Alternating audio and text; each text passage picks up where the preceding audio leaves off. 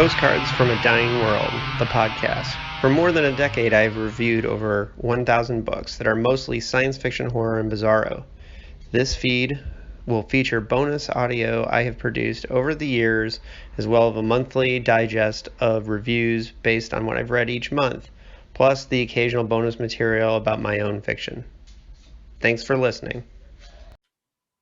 Okay, welcome to Postcards from a Dying World. I am your host, David Agranoff, and I'm the author of Goddamn Killing Machines and Punk Rock Ghost Story. But I'm here with a panel of guests that have come together because we have an unabiding love for one of the great talents of this country. That I would say one of the greatest novelists this country ever produced, Richard Matheson.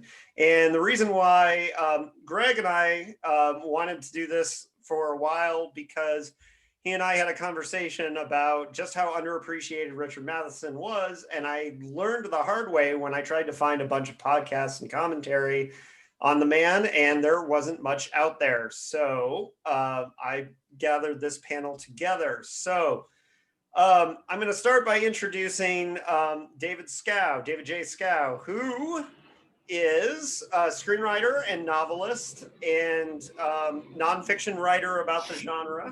He's known for having written the screenplays to The Crow and Texas Chainsaw Massacre 3, but he's a brilliant novelist, going from the Kill Riff to The Big Crush over his career. I have yet to read a bad David J. Scow novel.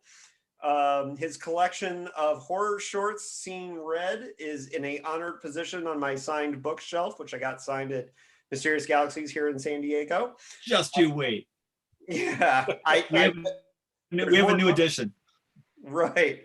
And also, he is a historian for the genre, having written two books, at least two books about the Outer Limits, and then your book about the Outer Limits was, I got to tell you, was one of my toilet reads when I was in high school, which is, you got to have that book that sits there that you can come the best review. It's the best review ever.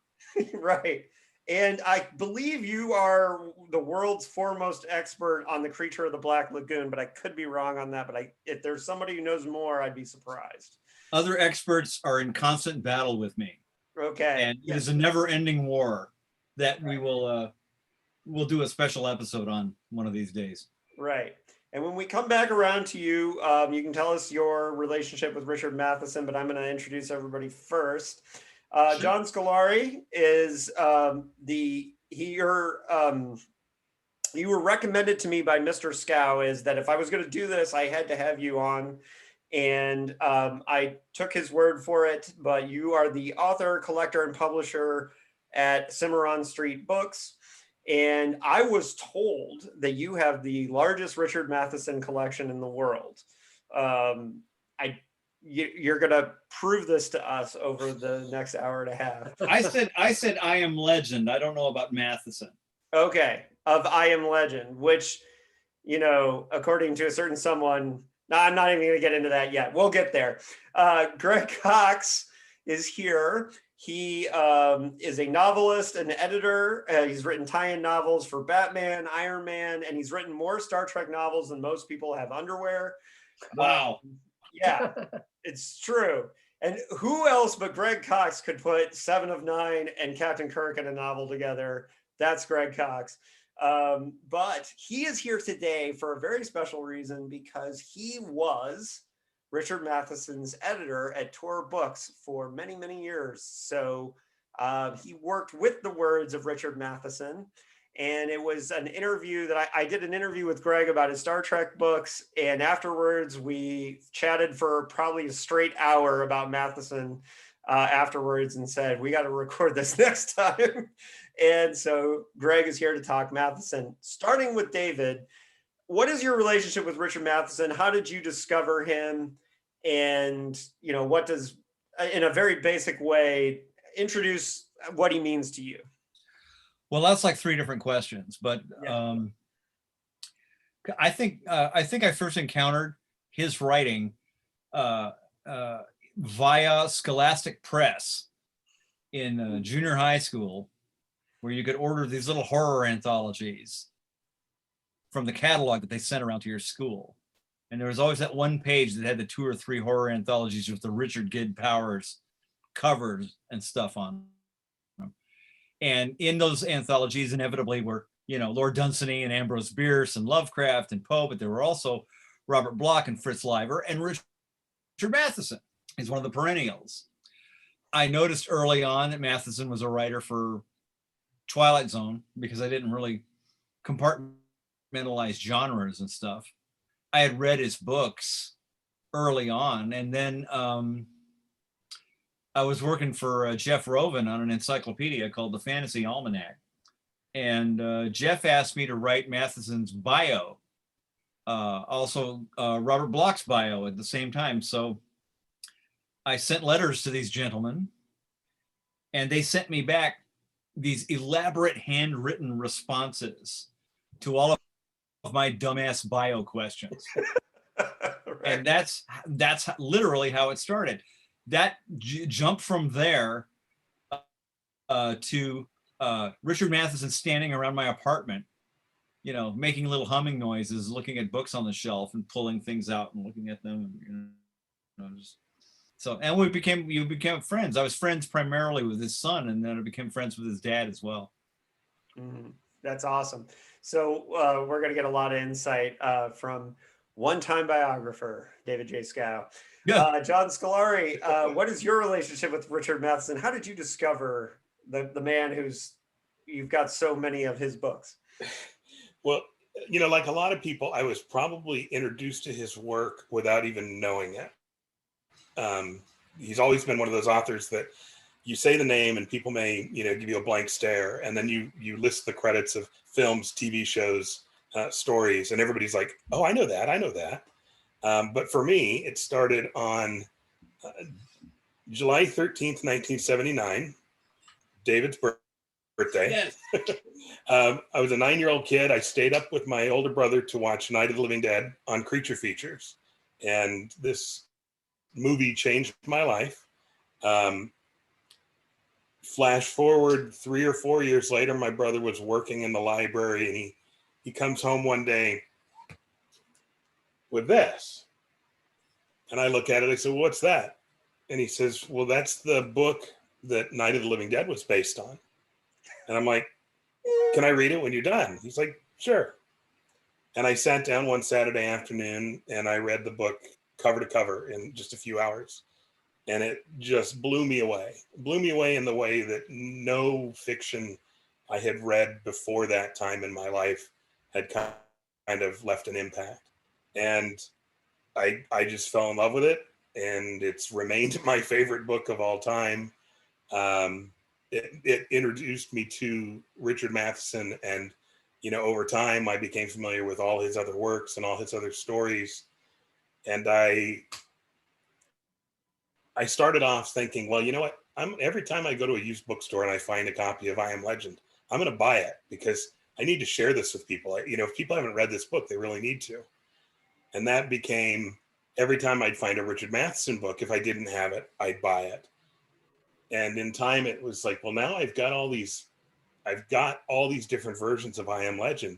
Wouldn't it be cool to get, foreign versions of I Am Legend?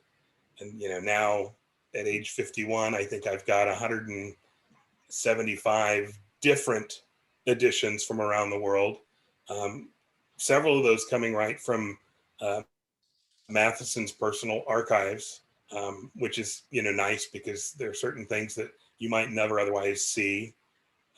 But because despite my love of that book, I was such a fan of his work that one of my other kind of collecting goals, I went out to track down the first appearance of every one of his short stories.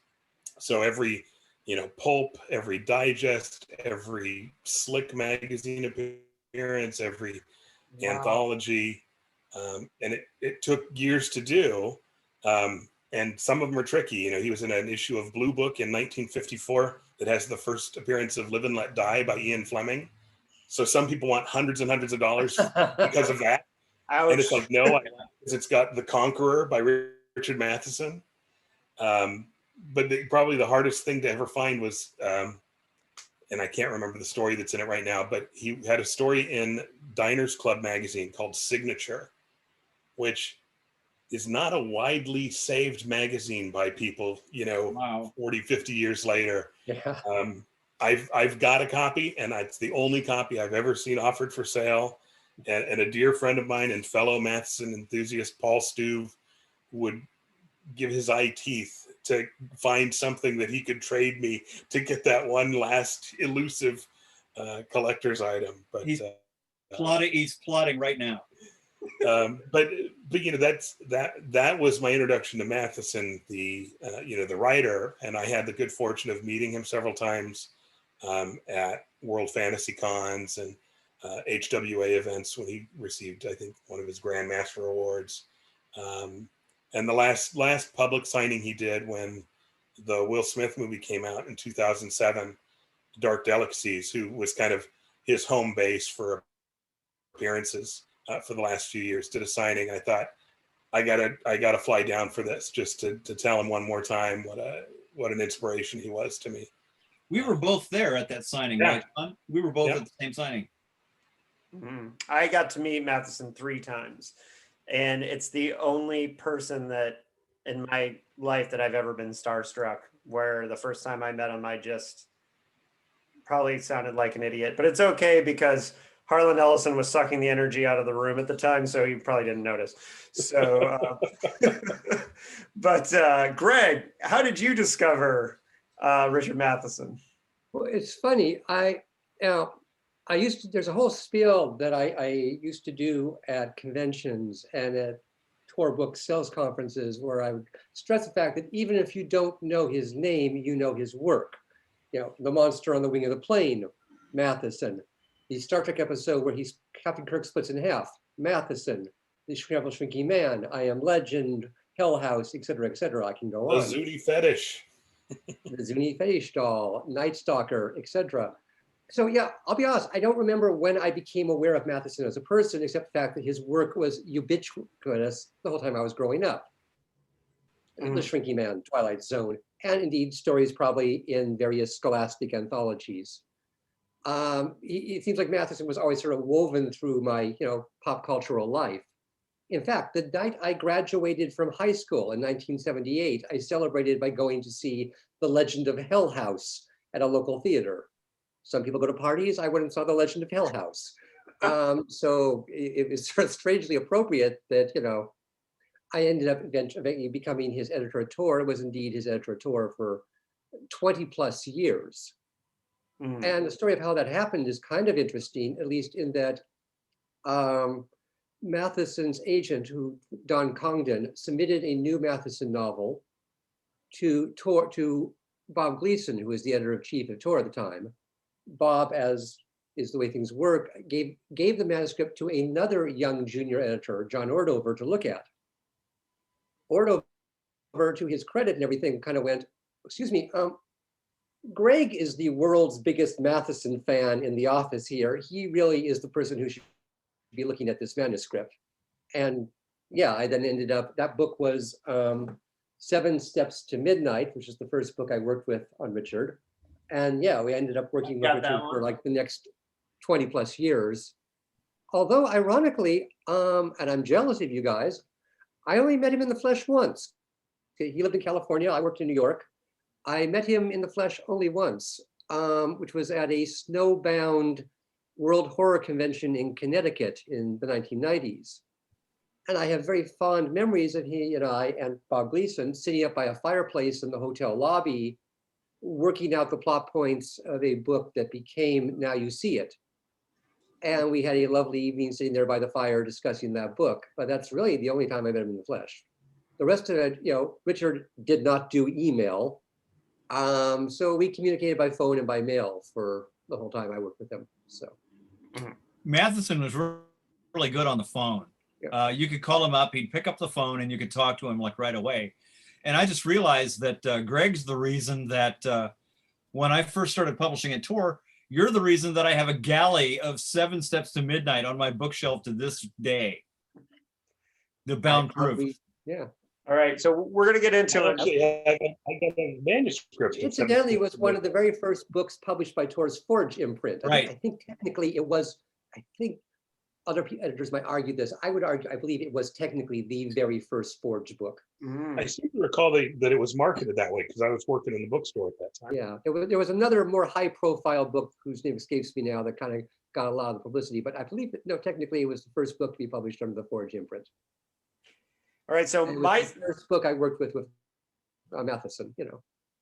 and we'll get back to your working relationship with Matheson because that's really important.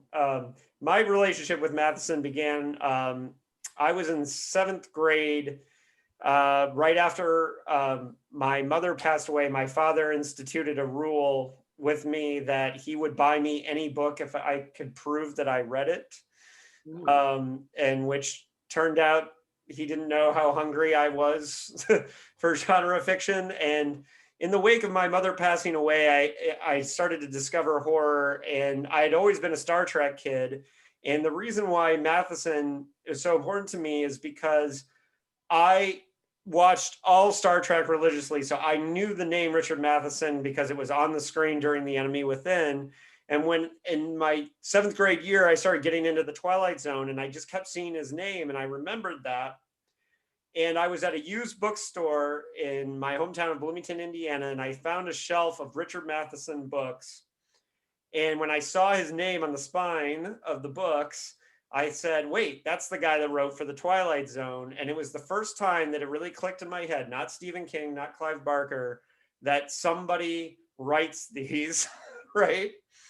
And this was the book that I bought, and it's Third from the Sun is the collection, 13 stories. And this was my very first Richard Matheson book. And then a week later, I went back and I bought I Am Legend. And I have that copy too, which is one of my favorite editions of I Am Legend. With the I've got that cover. Yeah, the cool lettering. The cover is amazing. But that's my first Matheson. And from that time forward, pretty much anything that was related to Matheson, I wanted to know, because I read Stephen King and Clive Barker. I was a huge fan of both. Clive Barker was probably my favorite author, like young author growing up. But from the very beginning, I understood that Richard Matheson knew how to create suspense and unfold a story better than anyone. And so as a storyteller, I always looked to Matheson first as like, this is, you got to read this to learn how to tell stories. And so that's my relationship with Matheson. So, and then as far as getting to meet him, I met him at a screenwriting. He spoke at a screenwriting conference in 2003. And it was great because Harlan Ellison was supposed to interview him. And Christian Matheson, his son RC, kicked Ellison off the stage halfway through because he said, "You're talking too much about yourself, Harlan." And kicked him off the stage and finished the interview. And Owl Going Back was there with Harlan, and a bunch of the genre writers all hung out afterwards. And I was too afraid to say anything that time. But then at the Bram Stoker Awards in 2006, I got a chance to, just by chance, be sitting in the lobby when Matheson came and sat down in a chair across from me while waiting to go on for a Twilight Zone panel. And we talked about I Am Legend for 5 minutes. And I almost started crying when like I got that chance to talk to him. And it was just purely because the chair was open next to me. And when I came up to get my book signed, which I got the Shadows in the Sun, the horror Western signed, he said, "Oh, you're the kid from the lobby. I had a great conversation with you." And I was very excited that he even acknowledged that. And it's just absolutely one of my heroes. So now, so Matheson grew up, went to high school in Brooklyn, but he ended up serving in World War II. And he went to college to study journalism at the University of Missouri, and graduated in 1949. So, and then came out to LA to pursue his dreams of writing. And he started writing with noir novels, but his first attempt at a novel was called Hunger and Thirst, which didn't get published until much later. What do you guys know, maybe starting with David, what do you know about those early years and how like the war kind of informed the writer that became Richard Matheson? I found out all about those Warriors experience anecdotes mostly after the fact. And since when I started reading Matheson, I wasn't reading according to a strict chronology. It was everything that I could accumulate in the order that I could accumulate them, probably the way that you guys did at used bookstores and stuff like that. So I don't really have a beat for beat timeline on that. He was part of the firmament. Matheson was part of the firmament that included guys like Theodore Sturgeon, that included guys like Fritz Leiber, and included guys like Harlan, because Harlan was a contemporary of Richards, and Beaumont especially. I subsequently became a huge hero of Charles Beaumont, because if there was anybody even less heard of than Richard Matheson in a certain period of time, it was Beaumont. Yeah. And I actually got a call from a publisher once saying, "Can you write flap copy for this Beaumont book, because nobody here has read it?" It's like, okay. So chronologically, I got nothing. But he was past a certain point, though. He was always there in the firmament of the bookshelf. Mm-hmm. Yeah, that's absolutely true. If you can dig that, yeah. Yeah, and so you guys republished at Tor. You published Beardless Warriors, Greg. So did you guys work on that Forge edition, or? Yeah. Yeah. In fact, yeah, you mentioned the Warriors. I am ready with show and tell. For those who don't know, watching this is not a horror novel. It's not. Richard wrote a sort of semi-autobiographical novel about his experiences, fighting as a young, beardless, young man in World War II. I believe he fought in the Battle of the Bulge. And I'll be honest, how this book came to happen, we were at that point publishing Richard, which meant we were doing new books, but also we were reprinting his backlist. Because believe it or not, there was a period when a lot of Richard's stuff had fallen, prior to Tor, when Richard's stuff had, in fact, fallen out of print. He'd been off making movies, and a lot of the books had fallen out of print. Richard's agent, may have been Don Congdon or may have been Susan Raymer, who came later, asked me to take a look at the Beardless Warriors, which had pretty much fallen into obscurity. And I'll be honest, I only looked at it at first as a courtesy. I think war novels are not my thing. This is probably not for Tor. And I read the manuscript, and honestly, I fell in love with it. It is a really powerful book. I recommend it to people. The combat scenes are just really, really visceral. You feel like you're there. Yes, that was a later paperback edition. This is the paperback edition, yeah. Yeah, and so at that point we were publishing, we made a deal, and I'm still very, very proud of the fact that we brought the Beardless Warriors back into print. I mean, and be honest, it never sold like I Am Legend. It never sold like The Shrinking Man or Nightmare on 20,000 Feet. But yeah, Tor put out, I'd forgotten, we put out a mass market paperback edition as well. What year was that, Greg? Okay, let me see. I got the book at hand here. Early 60s. Yeah, that was not the Tor edition. The Tor edition. What year was the Tor edition? First Forge edition, 2001. 2001, okay. 2001. Yeah, and it was written in 19. It was originally published in 1960. Yeah. And then Tor reprinted it in 2001.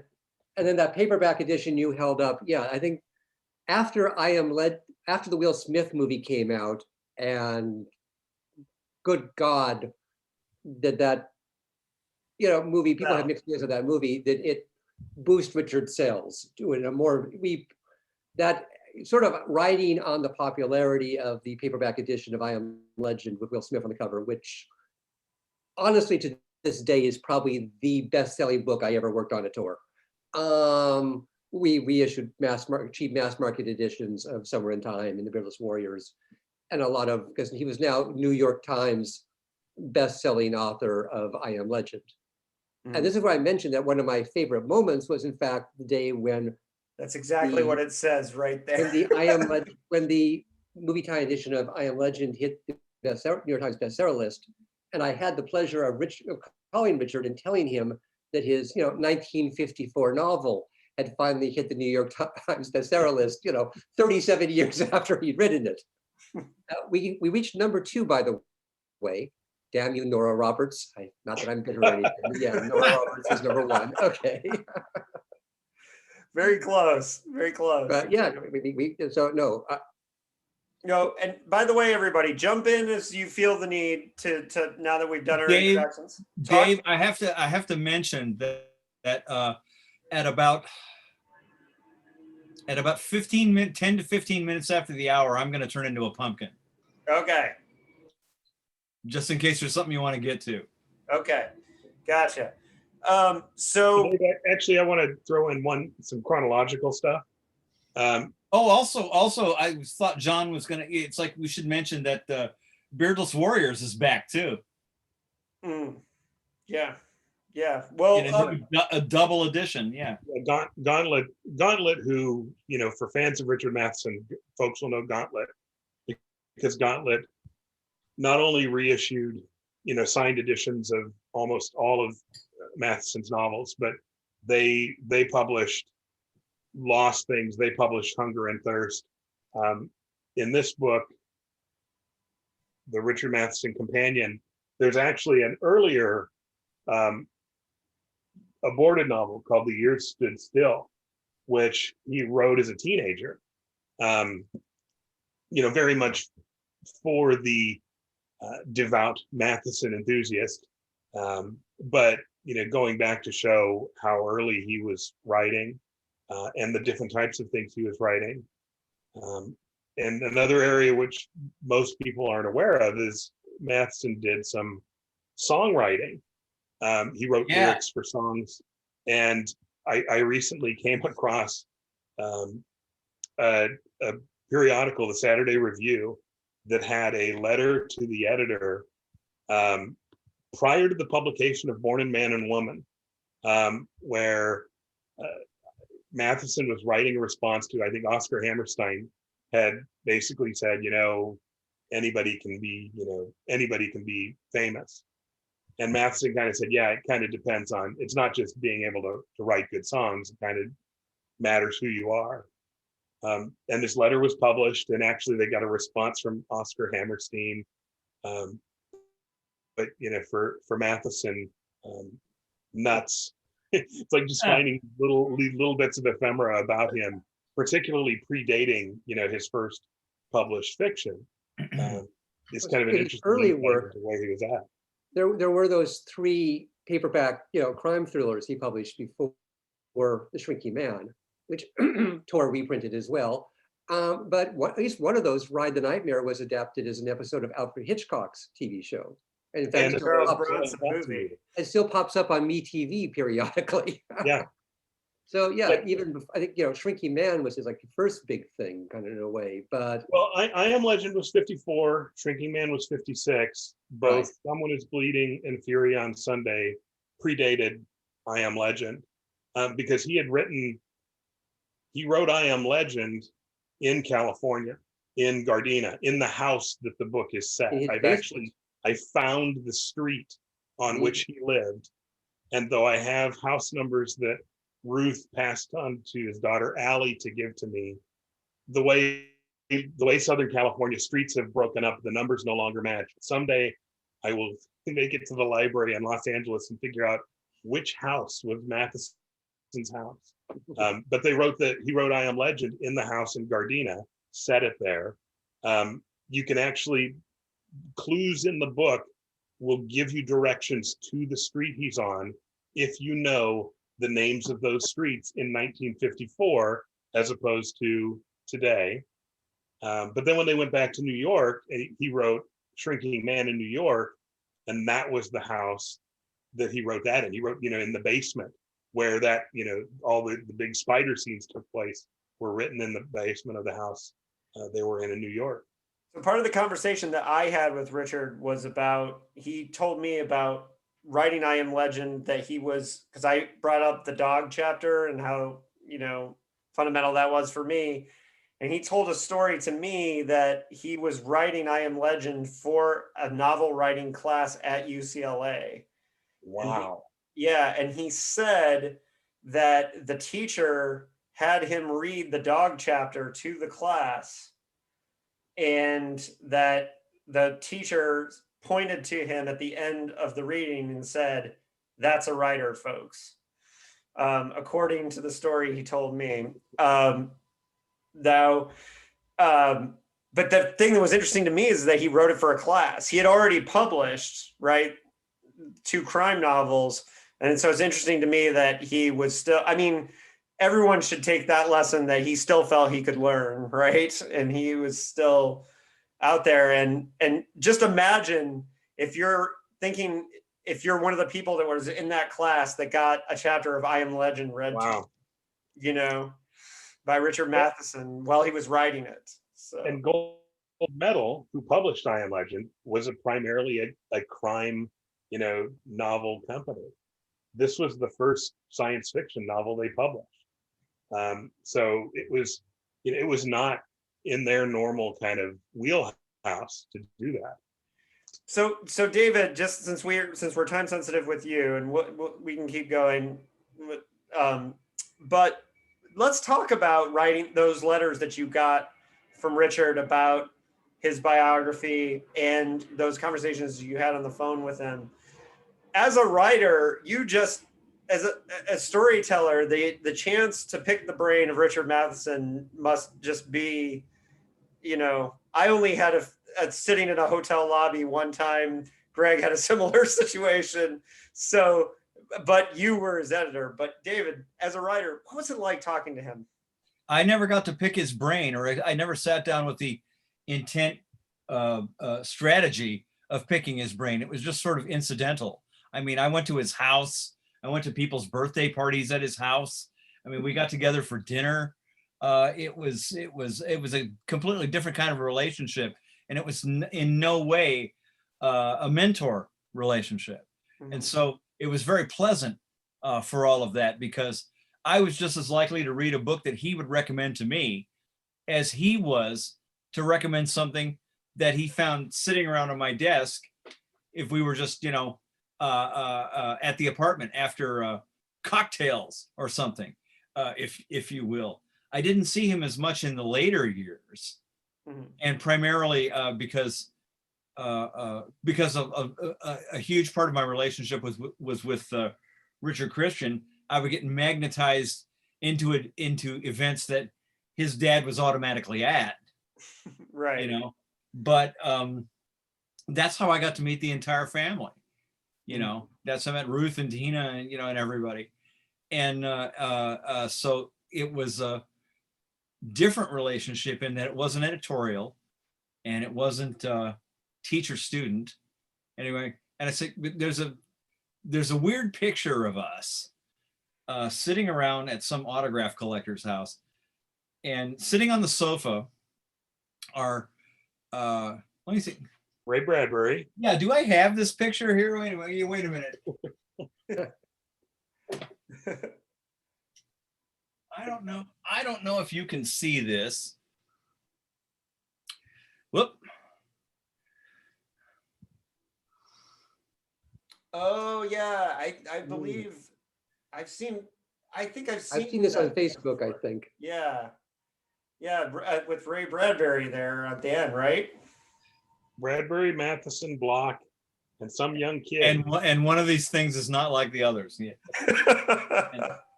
Well, I would beg to disagree, but in the pedigree of. And that was because during Greg's tenure, I remember, and it must have been Greg or someone at Tor said, "Can you blurb this Matheson book we're bringing out?"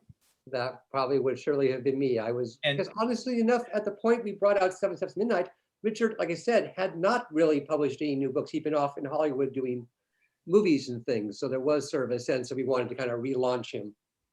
I wound up everybody in creation for quotes. Yeah. I wound up not blurbing the book because I just felt it was backwards.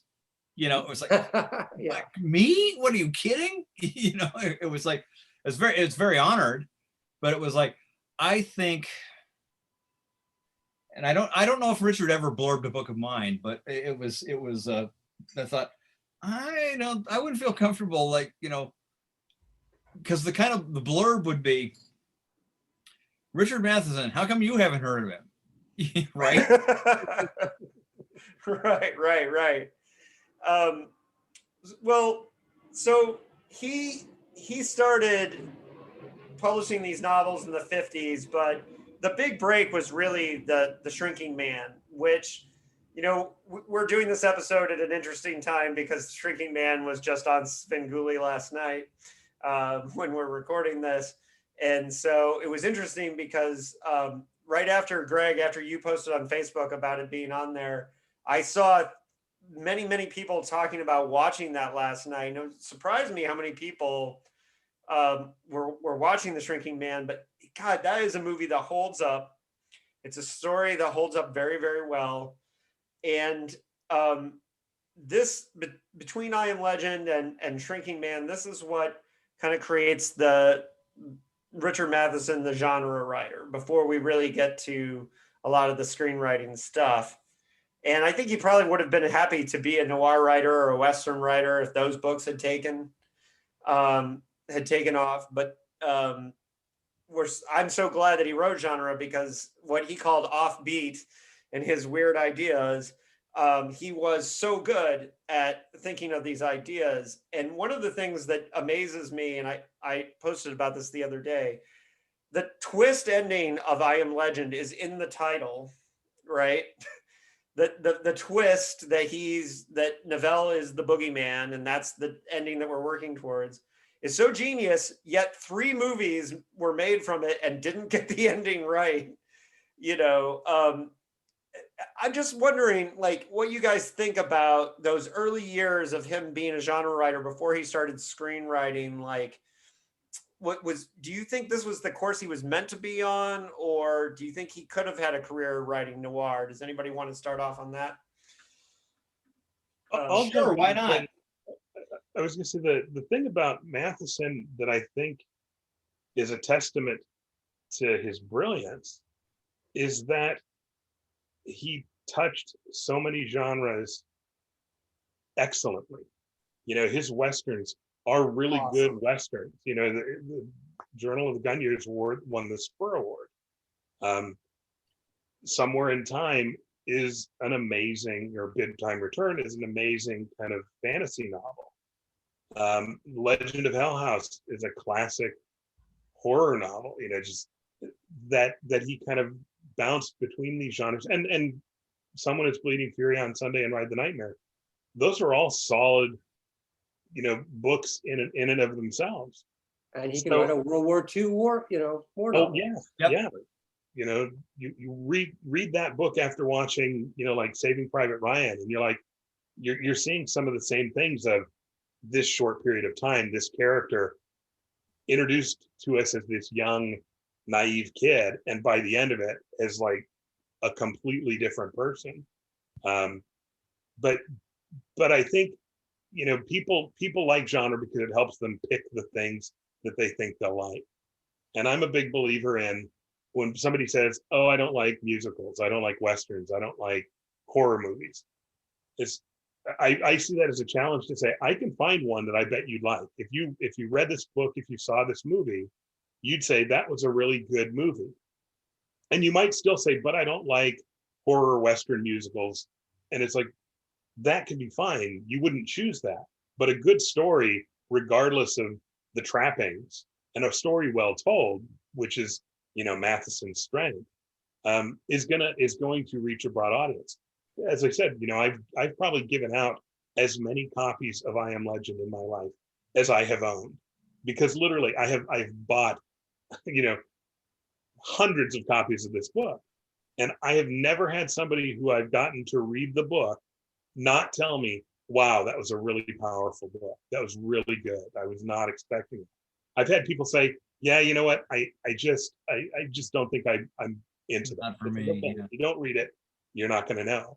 Yeah. But it's getting someone past that hurdle of, is this something that I would be predisposed to like, as opposed to this is quality. It doesn't matter what it is. Quality is going to carry through. All right. So Greg, I really want to see a horror musical Western now. Right. Greg, we'll drill down on your editorial ship in a little bit, but while we have Schow here, I want to talk about LA and what LA specifically did for Richard Matheson in this community, because LA was famous for these writers groups back in the day. Even before his generation, Heinlein and Hubbard were a part of a writers group that Tony Boucher was a part of that was made famous, and Boucher's Locked Door Mystery, Rocket to the Morgue. And if you haven't read that, it's fantastic. That's a great book. Yeah, fantastic history of those writers groups. But the next generation was the California Sorcerers. And before Matheson got a chance to, before these writers got a chance to work with Rod Serling, their friendship together and their being a group, the William F. Nolan, Charles Beaumont, Jerry Soule, like the California Sorcerers, that all hung out and critiqued each other's work and kind of treated their friendship like a writer's room where they throw ideas off each other. And think about what came out of this group: Logan's Run, Fahrenheit 459, I Am Legend, The Intruder. It's fucking amazing to think about what the California Sorcerers did. As a person in Los Angeles, what place in history do you think that group together has, David?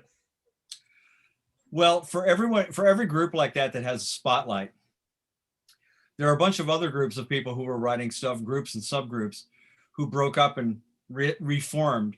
I mean, because it was the era of the post beats at that time. And if you want an illumination into this period of time, a really interesting book to read is the book on Bert Schulman's Cafe Frankenstein. I've never heard of that. Yeah, it was a hangout of George Clayton Johnson's. And you can read the flip side of the story, where whenever Matheson would do an interview, he would say, well, because Richard would like very modestly say, well, I didn't do as many drugs as the others. You know what I mean? But that's the side of it too. And I think that one of the fundaments of Matheson's staying power is the fact that he caught the quadruple crown. Basically, he could write novels, short stories, television, and movies equally adeptly. And there are very few people with any lasting power in career lasting power that can do that sort of thing. I also think that people tend to look at this thing from the wrong end of the telescope, in that, well, Richard took this writing course at a college or sought to better his abilities. People tend to look at writers as people who sit around and elegantly choose their career path. Right? They sit around and they go, from the tops of my ivory tower, what should I select as my next project? Right? You know what I mean? It doesn't happen like that at all, folks. It happens like you go, maybe this will work. Maybe this will work. So you write a noir novel. You write a horror novel, even before they're even really called that. You know what I mean? Because you're talking about a time that's quite different from a time where horror was a label and horror was a genre. I know, because Greg and I were there when horror became a label and became a genre. Right. So it's, if you just have the talent and you have the drive, there was nobody that was as well known as they needed to be during that time, with the possible exception of Bradbury. Bradbury was the science fiction person who people who didn't know about science fiction knew about, because he was in Reader's Digest or Life magazine. And Bradbury, more importantly, was a fantasist that all of these guys looked up to, that were not, Bradbury was not hung up on the hardcore stories of rocket jockeys, you know what I mean? And proto-military space fiction. Not that there's anything wrong with that, but Bradbury had the lyrical side, And these guys all looked up to Bradbury. You Which know, is- Bradbury was the invisible finger on the green hand. And nobody can look at the work of Charles Beaumont and Richard Matheson and see that they're just as good a writers as Bradbury. They just didn't connect in the same way or whatever. But, you know, like, There were writers who were working entirely independently of the Southern California tradition that you cite, which I think is fundamental and important as a cog in that mechanism. Because Well, there were guys none of the people in America had ever heard of, like Gerald Kirsch, were writing just as good, just as much, and just as broadly, but weren't on that radar. yeah, and I admit that's a name I don't know, and you know that makes me go. We'll get into that. I gotta read more. I'm always looking for those. I'll give you the voices that short version, Dave. I'll give you the short version. Go find a paperback. It won't cost you a fortune. Called Men Without Bones. And just Okay. read the stories in that. And that brings me to another thing about Matheson. I think that one of the reasons I wouldn't exactly call it invisibility. I might ask John for help with like what the word might be, but it's like when you speak of Matheson being underserved reputationally, I think a huge part of it is the fact that his stories have never been organizationally accounted for. I mean, the closest that he ever came was several volumes of Shock. And that was what, in the 60s? You know, at least, yeah. I mean, it's been decades since those. But there are you know, everybody has Third from the Sun. Everybody has the Shock books. And then Valancourt did this a year or two ago. Oh, it was so good. This is a great step in the right direction. But you know what? Except for that Scream Press book that must be at least 30 years old, right, John? Yep. It's like there's no multi-volume collection of Matheson. There is no collected stories of Matheson or the early stories of Matheson. And I think this is something that really needs to be accounted for. Well, and Greg can talk because Tor has put out, well, you know, when in '95 when they released I Am Legend, it was I Am Legend along with other stories, and then Shrinking Man along with other stories, and they did a collection duel, and you know, have done other collections of stories, but Gauntlet did a 3-volume trade paperback collected stories, which basically was kind of reprinting what was in the Screen Press book. But there have been stories published since then. There have been stories that have remained uncollected. And again, being one of those people that tracked them down, you know, I created a database so I could keep track of every story, where it originally appeared, which collections it's been reprinted in. So I can kind of, you know, pull those things up and say, okay, what's not been reprinted in the last X years? And there are still, you know, key stories from early in his career that haven't kind of come back out, other than, you know, a deluxe edition from Gauntlet. Oh, it's amazing. It's amazing. I discovered the same thing with Beaumont. It's like no matter how complete you thought you were always missing 3 stories. And it depends on what. Fortunately, Matheson didn't have this problem so much. But, you know, Beaumont would turn around and write under a pseudonym and drop of a hat. And it was like, so now you got to track this down, and now you got to verify whether it was a, but yeah, it's like almost you have to have somebody at the helm of a project like this committed to doing the homework. Right. Well, and one thing that's interesting is that Serling went to all the Serling was guided to the California Sorcerers by Bradbury before their relationship was sour. And then once he found this group of writers, one of the things that's cool, in the last couple of days, I've listened to a bunch of Serling interviews and stuff, and he always made a point to mention Beaumont and Matheson and share and George Clayton Johnson and share the, like when he won his Emmy, he said, let's carve this up like a turkey. They were the crown princes of his empire. Right, and he never And failed. he acknowledged them. That was the real. Yeah, that was unusual. You didn't see Roddenberry doing shit like that. Yeah, no, you didn't. And as many, Roddenberry brought in tons of writers that didn't even get to write treks, but pitched ideas. I mean, when I found out that A.E. von Vogt did 3 or 4 pitches for the original series, Yep. and they were bonkers, right? Which you can read about on Memory Alpha, but it's like when you look at, Roddenberry wasn't definitely not giving the attention, especially when you look at DC Fontana and her role and how important she was to Star Trek. And the fact that Serling named Matheson and Beaumont, particularly for Matheson, it helped get his name out there, I think, in the Hollywood circles. But he was already working for Corman before Serling. So that transition. But Dave, you have that problem and you have that particularly Hollywood problem, but not that the publishing industry didn't discover it and use it to its own worst advantage, but the problem of, but what have you done recently? Right. If you have a TV show that you had on last season of a TV show, you can point at that.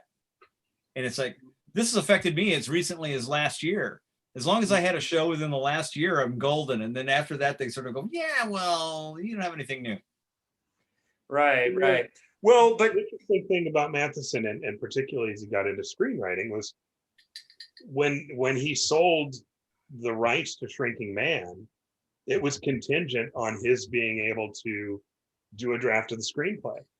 And I think very smart. Had he not done that, or had he caved on that for money, that very easily could have put a different trajectory on his, opportunities for the future of screenwriting. And also remember, Richard was a guy. I may not be having the same fight right now.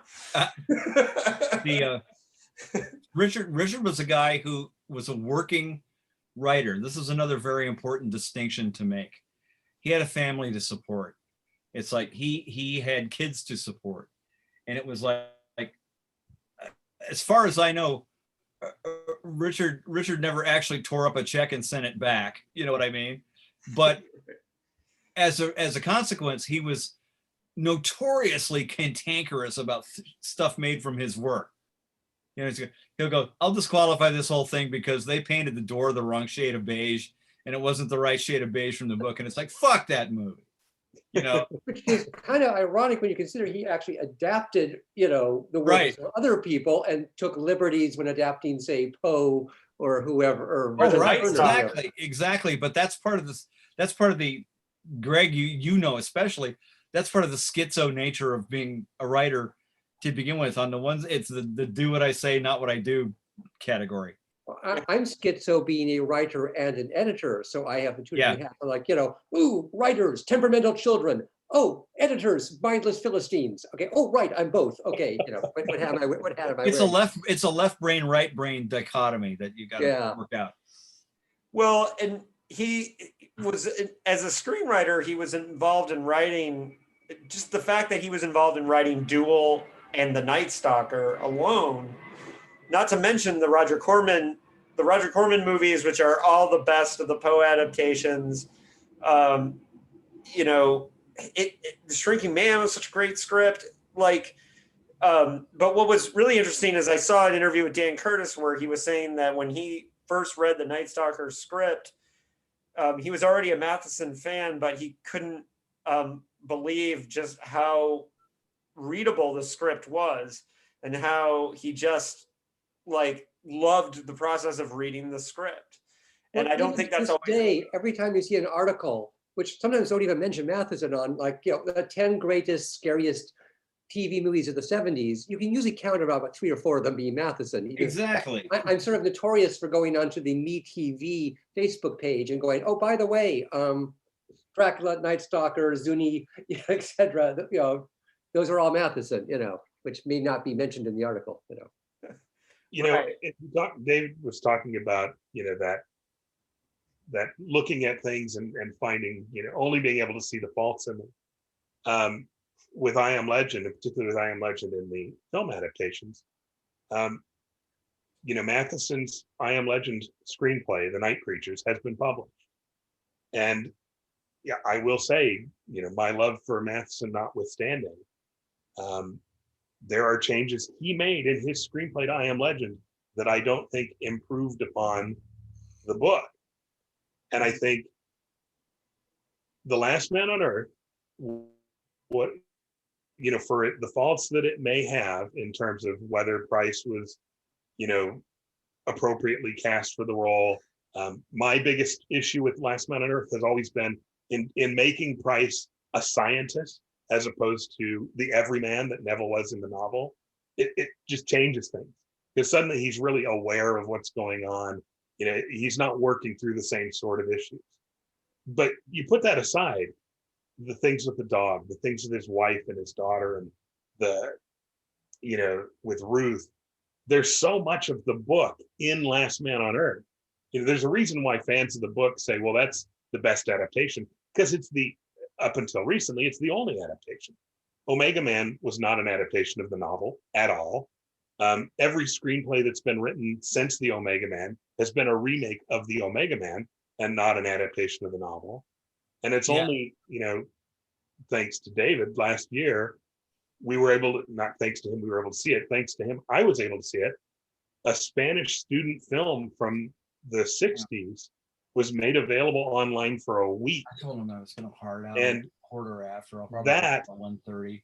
That in itself was, I'm good. in some ways, the most strict adaptation at times of the novel. There are literally, you can watch scenes and read the pages of the book and say they transformed that exactly. Now it was short, but other than that, Last Man on Earth is still the closest we get to I Am Legend in terms of bringing that story to screen. And yet Matheson again throws the whole thing kind of out with, well, yeah, it's not really my book, because another screenwriter was involved. And like I said, I think one of the key things he did was change.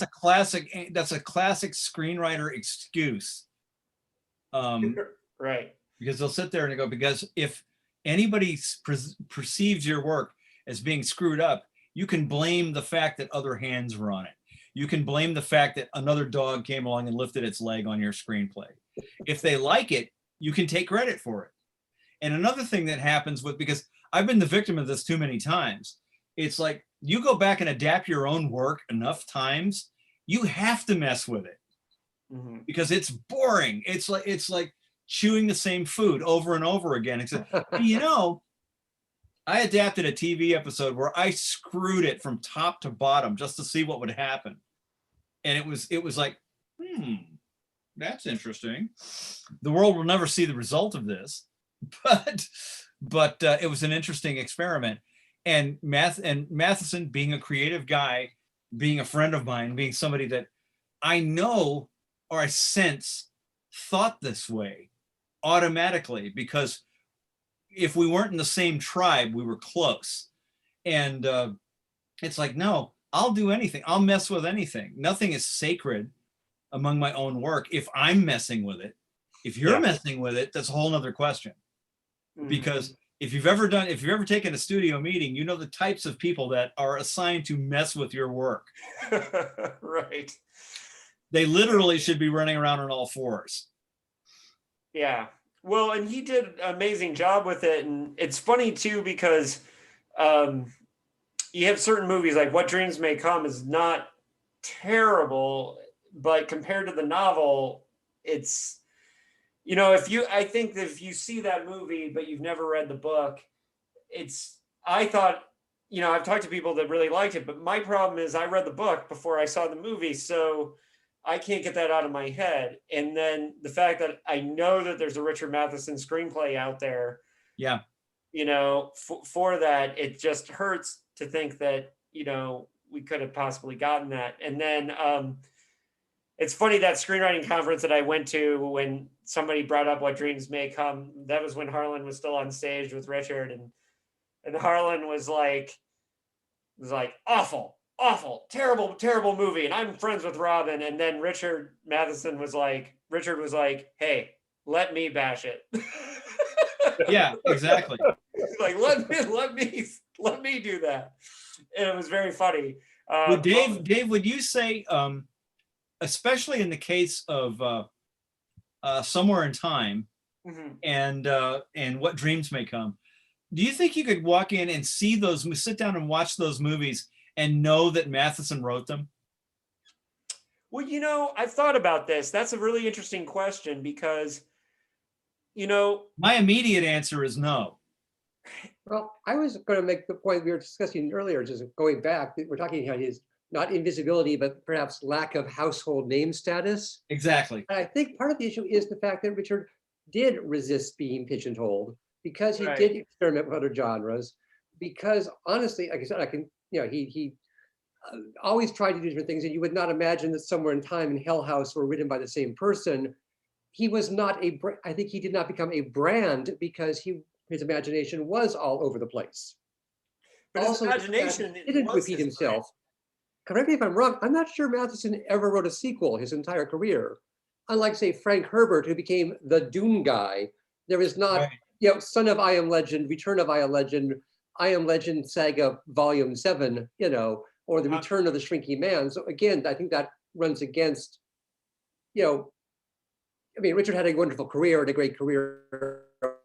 We're now talking to the degree which he didn't become a brand. It's because, well, are you talking Richard Matheson wrote Somewhere in Time, the guy who wrote the war novels, the westerns, the sweet sentimental love stories, the really gritty horror stories, But who else would you write could a say, time what is a travel- Stephen King story? What is a Richard Matheson story? Well, Who else there's would write a plenty of- time travel story where the time travel device was a penny? Right? Like that. Was there not an anthology of stories inspired by Matheson? Yes. Yes, there was. He is Legend. It was done as a small press thing, and then I got the rights and we reprinted it at Tor. Oh, It was okay. stories inspired by Richard Matheson. Yes. Okay.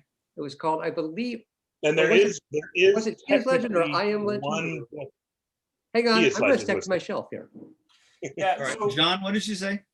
There is technically one book that could be considered a sequel, and that is The Legend of Wild Bill Hickok. Oh, okay.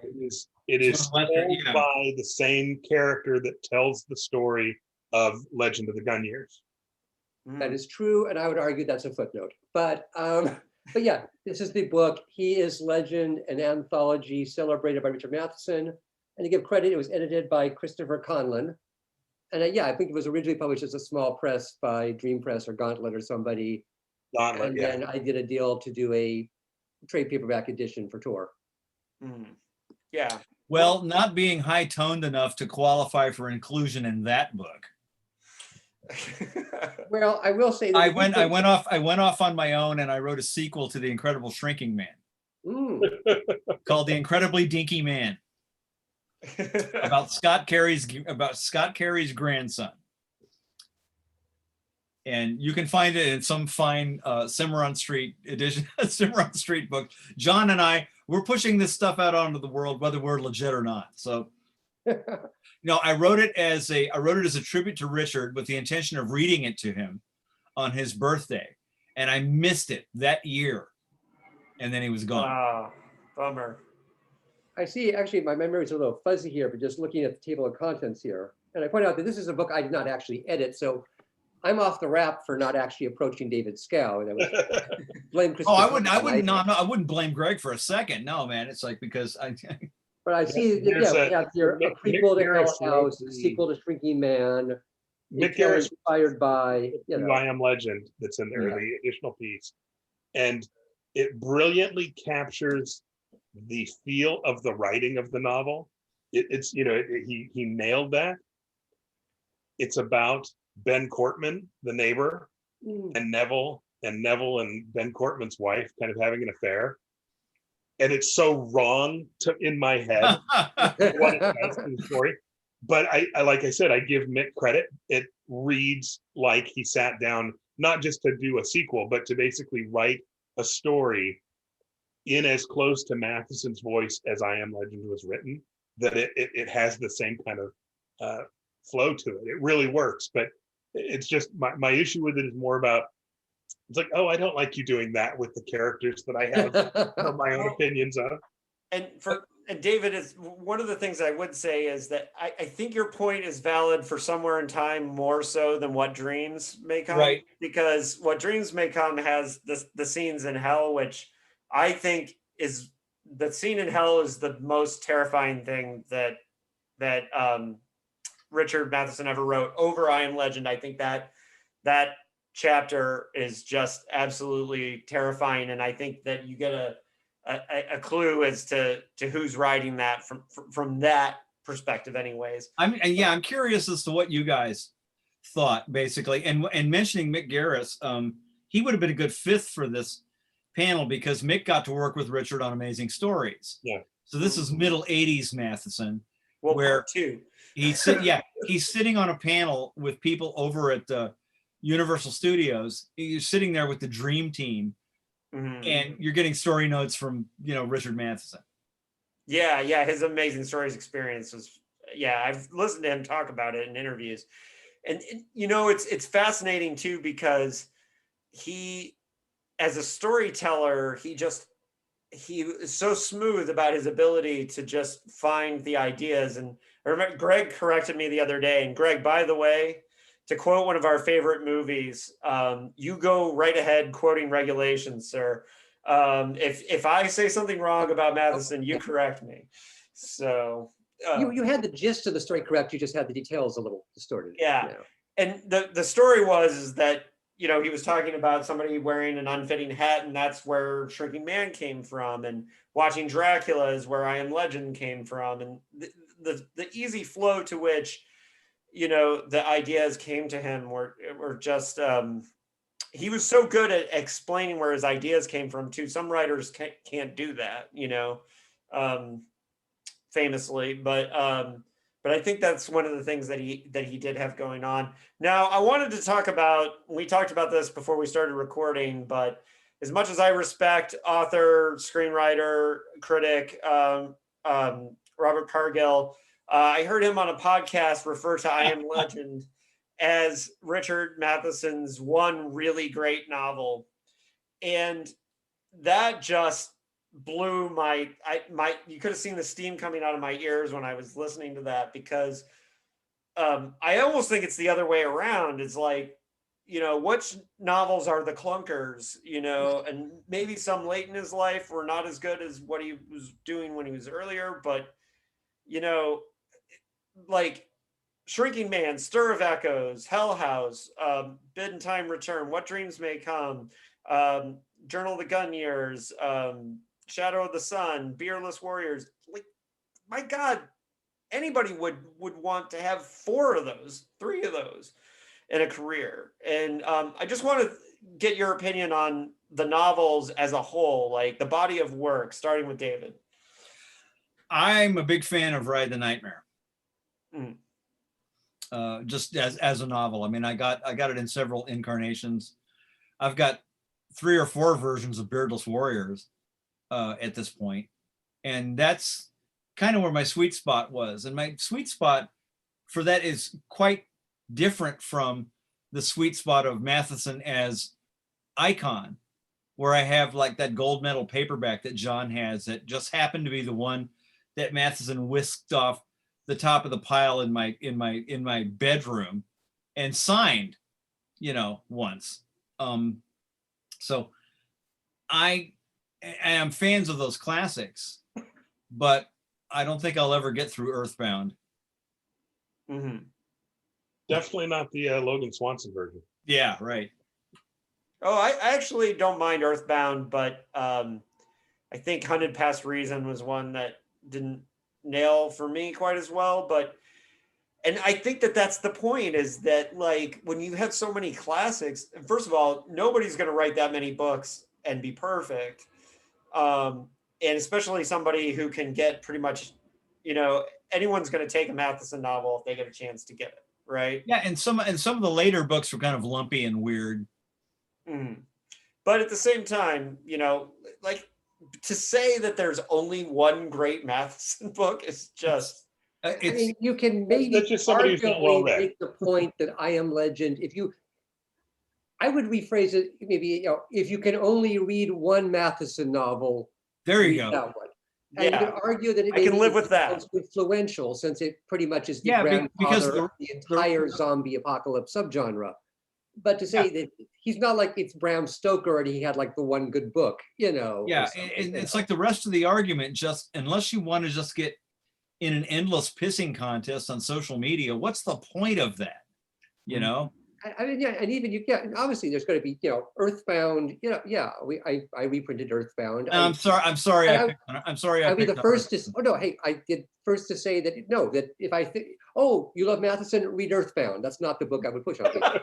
No, actually, You know, actually, I would say if you love Matheson and you read classics, read Ride the Nightmare. yeah, Riding you the know, Nightmare. the three books in noir are, we published, They're wonderful. yeah, indulge me, I walk my shelf again.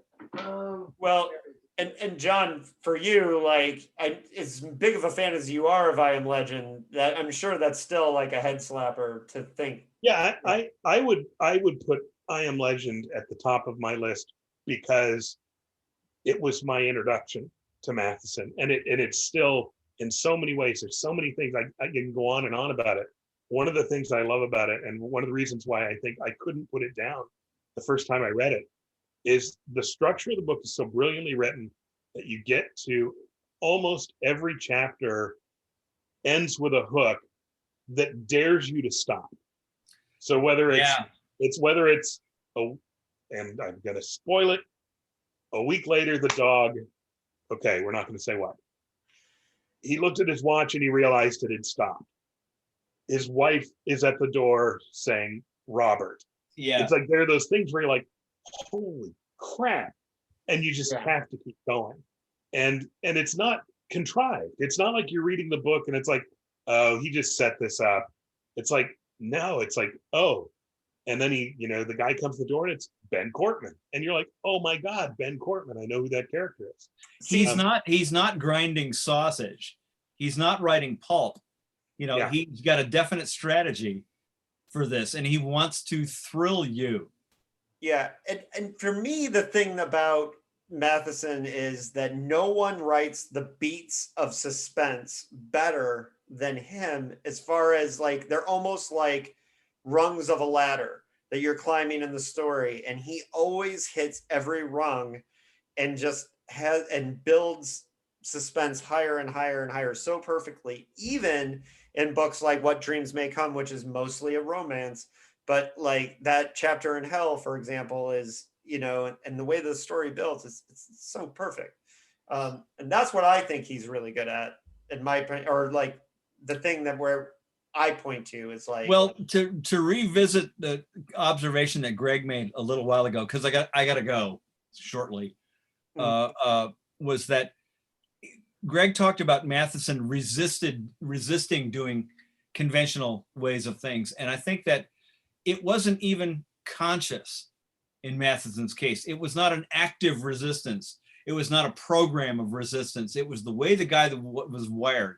He couldn't write a conventional story.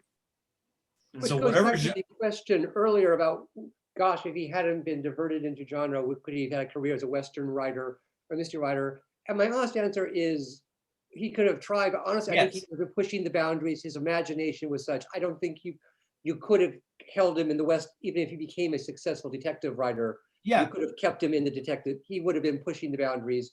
Even in his Western, Shadow on the Sun, which has been repeatedly over the years sold as a Western, it's a horror novel.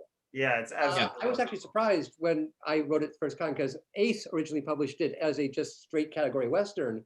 I read it and, oh, Jesus Christ, this is Richard Matheson's lost horror novel. It's a horror novel set in the Old West.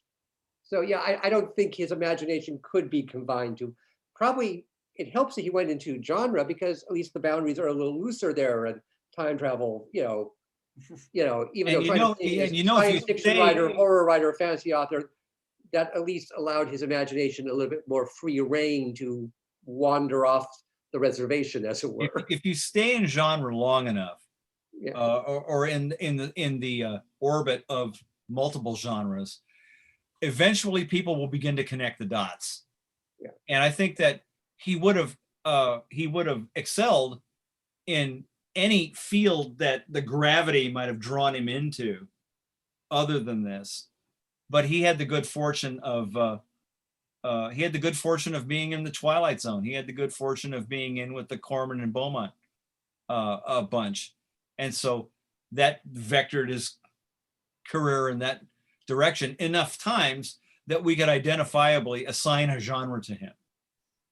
Although And, notice Before you again, go, notice, just real quickly, Greg, because we'll keep going, but David, before you go, do you have anything that you want to promote or things coming out that you want the listeners to find? I will leave that to John Okay. because I can. All right, and John, you and I get to interview Greg about being the editor for Richard Matheson for another 20 minutes or so. So, Good. Mr. Schow, thank you for. No, I want to see it. I want to see it. I'm sorry I got to jump, but I gotta. It's okay. You got to do what you got to do. We appreciate the time that you gave us and the insight. I want to see this with the missing bits, and it's Yes. good. It's good to see you, Greg, after all this time. yeah, it's been a while. And John, I'll see you probably later today. Yep. And Mr. Schow, I will have you back to talk about your work at some point. Oh, I'll never shut up. Yeah, let's do it sometime. Thank you, man. Yeah, thank you for joining us. Now, We'll see you. Greg, on that note, how did your situation with so Ordiver was offered 7 Steps to Midnight, but that's what started it. When you were given this chance to work with Matheson, were you told like, hey, you could be the Richard Matheson guy for his whole back catalog, or did that happen? Oh God, no, it was much more. And indeed, at that point, at the point when it was given to me, we hadn't even bought the book yet. 7 Steps to Midnight was submitted to Tor, and our editor-in-chief, Bob Gleason, gave it to John Ordover to look at it and basically write a report and say, should we pursue this? Which I think is an underrated novel. Point, it's a great thriller. Thank It's you. one, And it's certainly at that one point, of like I said, the last you know, great ones. John, to his credit, said, oh, you need it. Greg is the Matheson fan in this office. He needs to be the guy who looks at this. I looked at it, really, really liked the book, and basically went to the powers and be and said, gee, this is Matheson, this is Tor Books, we should be published. I remember starting, look, we published Robert Bloch, we published, all these other people. Matheson belongs at Tor. So I think we, as I recall, we bought 7 Steps to Midnight in just that one book. And I think around the same time, Bob Gleason said, well, while we're doing this, let's grab The Shrinking Man and I Am Legend too, and he was sort of Let's around just the same grab time. those, yeah. But the point I do want to make is we think of him as being Hey, they were there for the grabbing, man. being Yeah. ubiquitous, and I'm very proud of the fact you can go into a Barnes & Noble now and there'll be a Matheson shelf. All this stuff was like out of print at the time, and no, Yep. and we did not bring it back with a coordinated plan.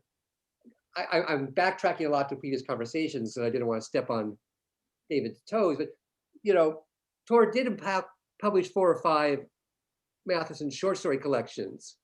But Dave is right that there was not a systematic plan. They were kind of market driven, as it happened. Oh, Not look, complete collection. the box is being made into a movie. Let's make an anthology called The Box and Other Stories. Oh, look, Steel is being made into a movie. Let's do Real Steel Steel. and Other Stories. They were there wasn't an organized plan to get them all out in a systematic. And there was a vague sense I had of, okay, let's put all the vampire stories in one volume, and let's put all the sort of sci-fi stories in one volume. But no, it accumulated. So what happened was, no, we started with 7 Steps to Midnight. And a point I wanted to make was, I will say the first time I sat down and edited Matheson, I was intimidated. I mean, I was this young kid. And Matheson had literally written classics before I was born. Yep. The Shrinking Man. Who am I, this young pipsqueak, to tell Richard Matheson how to write? And honestly, I think I kind of went very gentle.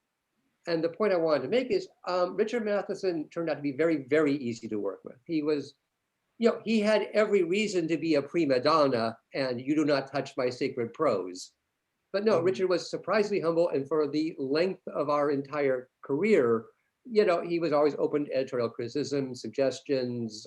He never pulled rank on me and saying, "Hey, kid, I am the best-selling, I am the writer of Eye of Legend, don't tell me this scene doesn't work. In fact, I will say finally, there was one little thing in 7 Steps to Midnight that I had kind of issues about, but I didn't push him about it. And then there, some of the reviews came out, some of the reviews said, oh, great, wonderful book, great to have Richard Matheson back. We're not sure about this one point. I'm going, okay, damn it. I took that as a lesson that I need to actually step up and, push back and, not And be the first too time humble when editing Richard Matheson. and the first And from time then on, I kind of like, okay, the gloves are off. Okay. you remember the in first that time way. you had to do that, and That- and do you remember the first time you had to do that and how it went? Like, Is that the title for Hunted Past Reason? Oh no, that's years down the road, because Hunted Past Reason was very, very late in the day. No, I meant that David was asking the first time that you had to kind of Oh well, toe the no, line. I was wincing because he didn't like Hunted Past Reason, and that was one of the ones I edited. Mhm. I will say honestly, the only serious disagreement Richard and I ever had on that book, and this is a confession on my part, it was the title of that book. Mhm. The title was my idea. Richard hated it, and I regret that. Because I like the title. Thank you. And I will say in my defense, and this is airing dirty laundry here, but again, we never met in person. We communicated by mail and by phone calls. I underestimated the degree to which he disliked that title. We were struggling to come up with a title. We were certain deference traits.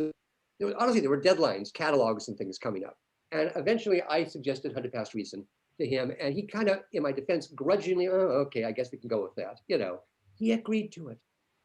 I think then as time went on, it kind of like nagged at him. And I remember at one point he came back to me, are we stuck with that? And at that point, okay, well, the catalogs have been printed and the covers, and it's like it would have been a whole big.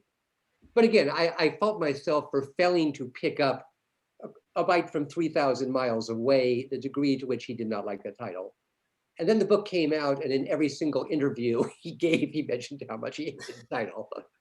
But certainly, and I regret that. But no, honestly, in the 20 plus years we worked together, that's the only time we kind of ended up at loggerheads, just. And so no. your experience of sitting down with him and working with him in person, I'd like to drill down on that a little bit more. Like, Oh yeah, that was great.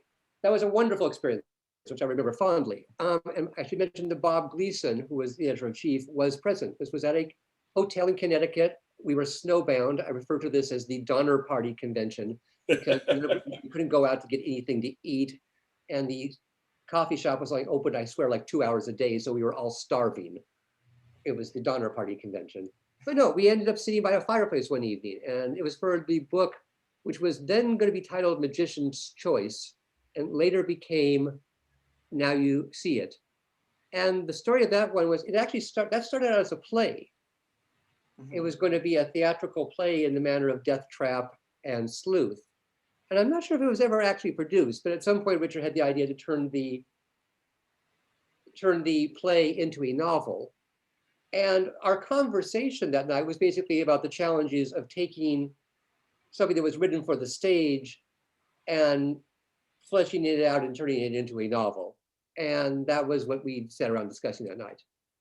And the actual issue was figuring out who the viewpoint character was. Because for those of you who have not read it, I'm talking to the audience out there on YouTube, because obviously you and John, you guys have read it. It's a very twisty, twicky, murder mystery thing in which nothing is as it seems, and everybody has a secret agenda, and nobody is quite who they seem, which meant it works on the stage when you're seeing the audience. But in the book, okay, we couldn't go into the head of any other character without revealing that, so-and-so is actually, and their real motive is. So I remember he did a draft where he just wrote it as a novelization almost of the play, where it was just totally written from an omniscient point of view.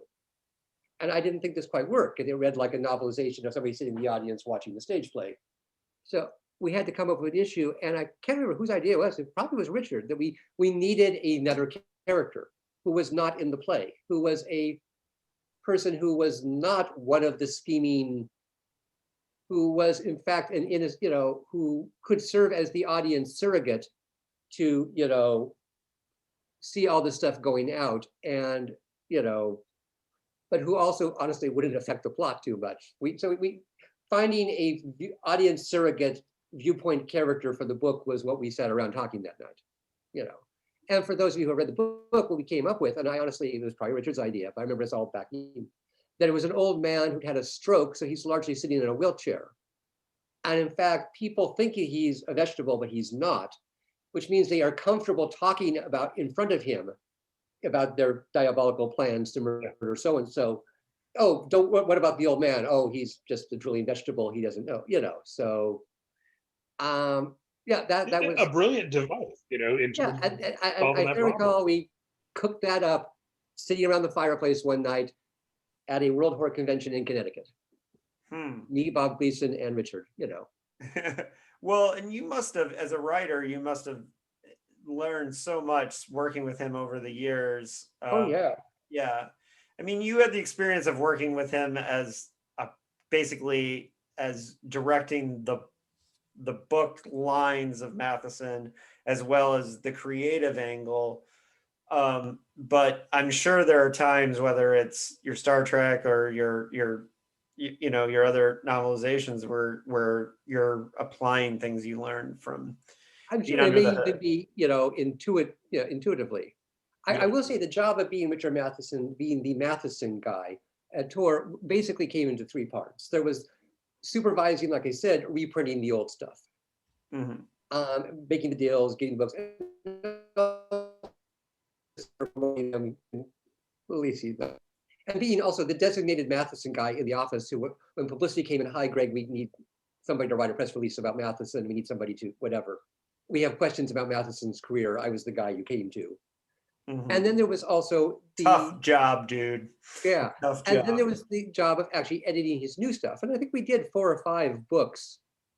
Original novels, Now You See It, Hunted Past Reason, Other Kingdoms, 7 Steps to Midnight, working with him on an editorial basis on new books as well as reprinting the old stuff. And honestly, the third part of the job was simply staying on top of what Hollywood was doing and working as the liaison between Tor and Hollywood whenever they made the movie versions of What Dreams May Come, Stir of Echoes, I Am Legend, making sure that there was always a Tor tie-in edition out there to, work on this. And by the way, I think Stir of Echoes is the best of the lot. I think David Koepp really updated the story and nailed it and made it feel modern, but still and it's so sad that the whole Sixth Sense thing happened. And, those of us who knew were immediately 3 weeks later saying, no, 1958, that story. I remember my own father actually saying, oh, I saw that movie. It seemed like a ripoff of The Sixth Sense. And I'm going, Not you, Dad. To give credit to movie, I always talk about the movie because the purists, the literary purists are like, oh my God, Hollywood should leave Mr. Matheson alone. They messed up his book, Honestly, those movies not only made a ton of money for Richard and Tor, but also they gave me the excuse to bring these books back. Somewhere in Time was out of print. And then I got word from Don Congdon that they were making it into a movie. So that gave me or not Somewhere in Time, but What Dreams May Come. But that gave me the excuse to get up, buy the rights. We had a Matheson program, but we didn't buy them all in one big. It was piecemeal, and a lot of times it was like, oh, Stir of Echoes is being made into a movie. That gave me an excuse to buy the book, reprint it, put tie-in art on the cover, and then the books stay in print afterwards. I think eventually, indeed, the way it works, you lose your license to use the movie poster on the cover. But I think we then continued to put out Stir of Echoes. So Tor is still publishing Stir of Echoes. So Tor is still publishing What Dreams May Come. What Dreams May Come was out of print, and good God, I Am Legend. I remember I have a rant about this because I remember when I Am Legend came out, the Will Smith movie. And it's as an adaptation of the book, people have different opinions about. but it was a bit amusing to go on the internet and see people, oh my God, poor Richard Matheson. Oh my God, what have they done to Richard Matheson? They're torturing.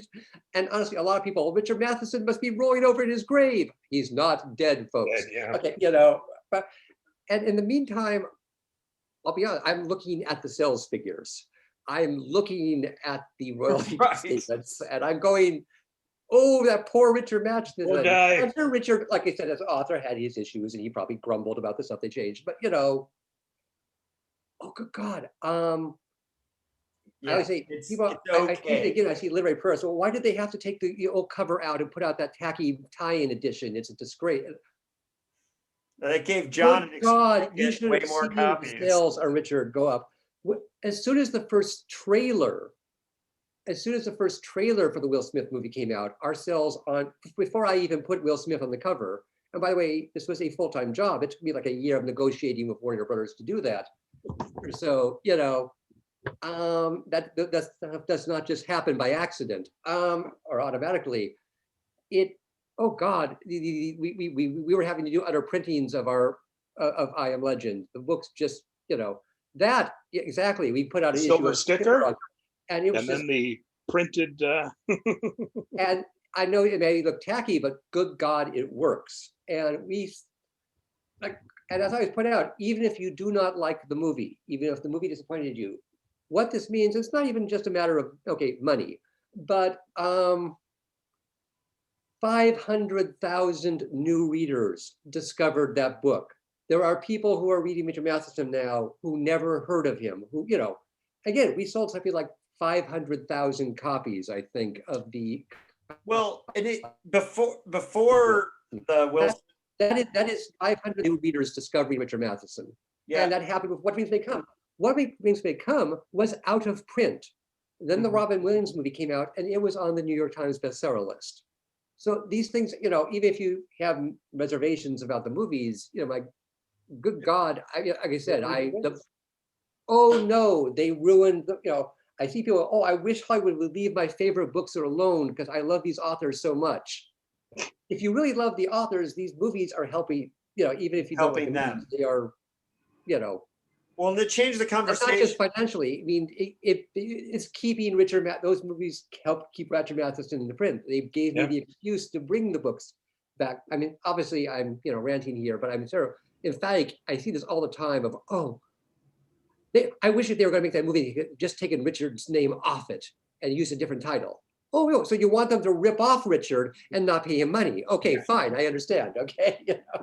Well, and the other thing is it changed the conversation because as a lifelong Matheson fan, that whole thing of, no, you do know his work. Yeah. Before I used to always he's the guy who wrote the thing on the wing of the plane for the Twilight Zone. David, I want to interrupt one really quick thing because I have one question for Greg specifically related to editing Matheson. Well, wait, we'll get to that in a second, but let me just finish my point. But the conversation changed then because now I say I Am Legend, period, and people know because of the Will Smith thing. No, I'm sorry. Now go, John. Yeah, please. Greg, I know with Other Kingdoms, Gauntlet released a uncut version, an unedited, an author's preferred text. And I've kind of heard Barry's description of the book, but I'd love to hear from your perspective the changes that went into Other Kingdoms for the Tor edition. Okay, well, sure. Other Kingdoms was. We're getting nerdy now. Very last book. That was the last book, the last original novel we published, and it was an interesting book. And Richard was very receptive to editing. Granted, at that point he was 87 or something. So again, I didn't put him through too many rewrites because there was a degree. And I'll be honest, I remember going to actually Tom Doherty and saying, look, this is not I Am Legend. This is not the greatest Richard Matheson novel ever written. It is possibly the last Richard Matheson novel ever written. We need to publish this, And it's a very good, interesting book, which actually would make a great movie. Yeah. My issues with it, I remember, part of me always feels like I'm violating the editor-author confidentiality by talking about early drafts because no one wants to see their, But I remember there were issues about I thought that it took a little too long to get to the heart of the book, that there was a bit too much backstory. I thought, oh, well, the book really starts about chapter 5. And we went back and forth, and Richard went back and cut some stuff out. If it was me, and if he'd been a younger writer, I might have pushed harder for him to go back and cut more stuff out, or maybe, do we really need chapter 3 kind of thing? But, and he did a lot of research on the book. It begins in World War I. It's about a young veteran of the Great War who finds himself sort of rootless afterwards and gets kind of involved with this mysterious but beautiful older widow who turns out to be a witch. I describe it as sort of a fantasy, dark fantasy version of The Graduate, if Mrs. Robinson was a witch. But and then he gets involved with another woman who's a fairy princess, Catherine Ross. Okay, no, but and it's a really interesting. It's got some wonderful passages, and I wanted to get to him and the witch faster, less of the backstory. There was one scene, and I read this up only to mention how Richard was receptive to editorial changes, and also how, like I said, Richard was all over the place. The difference in tone between Hellhouse and Somewhere in Time. There was one very, very graphic horror sequence near the end of the manuscript. That was in fact very, very powerful, very, very well written, but I thought was at odds with the tone of this particular book. It was a scene that would have worked very good in Hellhouse, but would have stood out like a sore thumb in Somewhere in Time. And at this point, there is a sort of romanticism to Other Kingdoms. There's this forest, and there's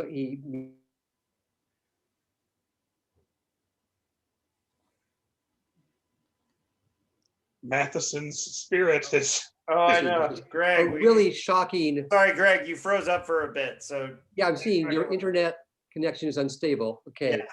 But okay, basically, it was like a really sort of scary Clive Barker-esque horror, gory scene, body horror scene. I thought, this is not going along with the touching love story between the young man and the fairy princess. So at my behest, we cut that one out. I don't know if I've ever read the uncut version. Maybe he restored it, but that was one of the arguments. We went back and forth, and Richard again didn't. There was a reason to it. I thought, oh, this is a good book, but this scene to me belongs in Hellhouse, not in this book. And that's one of the issues we discussed, I remember. It's kind of the best of both worlds. There's the specialty press edition of that, but then there's the. And I remember we went back and forth on the title several times too, but that's the case where I think Richard came up with Other Kingdoms, but it was not the first title. I can't even remember what the last. We went back and forth, and that was the case where, unlike say 100 Past Reason, I liked Other Kingdoms, he liked Other Kingdoms, but it took some back and forthing to get there.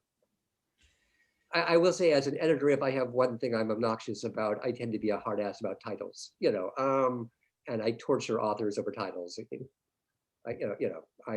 I'm not just going to throw a book out there with the first title that just happens to be on the title page. The title is part of the marketing, and I will torture authors over titles. Okay. I was taught when my publisher, Eraserhead Press, who does mostly Bizarro titles, like our editor, Rose, like titles are everything, because people nowadays are scrolling on Amazon, and like the title is a lot of times the one thing they're seeing that's going to cause them to click on something, and I think it's more important than ever. But you mentioned, by the way, that Richard was not always wedded to his titles. Like I said, Now You See It started out as Magician's Choice, which honestly I thought was a perfectly fine title.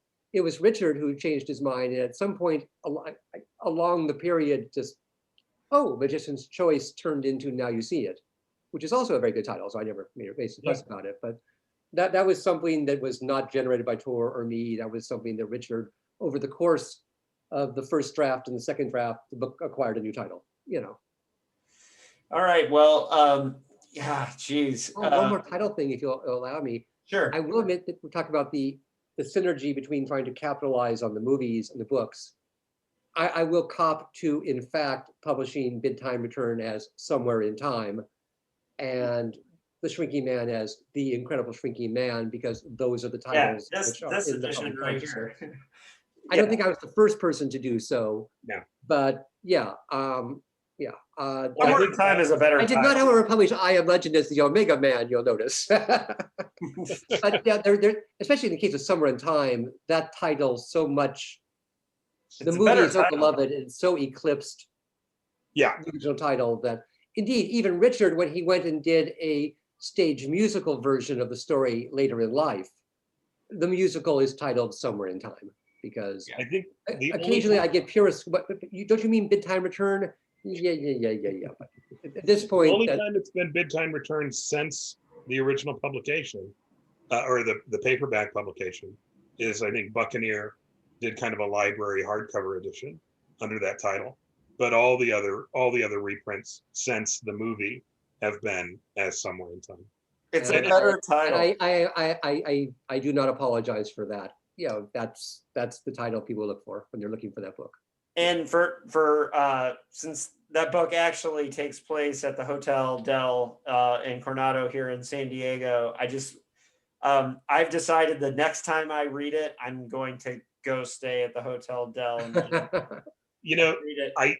I wish I had these, but there's a group, Insight, the International Network of Somewhere in Time Enthusiasts.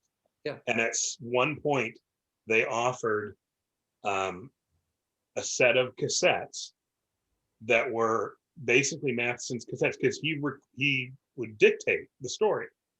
And what he did is he, hopped in the car and he drove down to Coronado, and he was doing recordings of the development of the story. And they made copies of his original cassettes and sold them. I would love to hear some of those formative, elements of Bid Time Return. That sounds like a mission for YouTube, in my opinion. That's what, like, the last couple days. Yeah, the last couple days when I found all these old, like, Rod Serling and Ray Bradbury UCLA lectures on YouTube, and it's just like mind-blowing what we can find. And that's kind of what started this, is because there's not enough out there on Matheson as a guy who.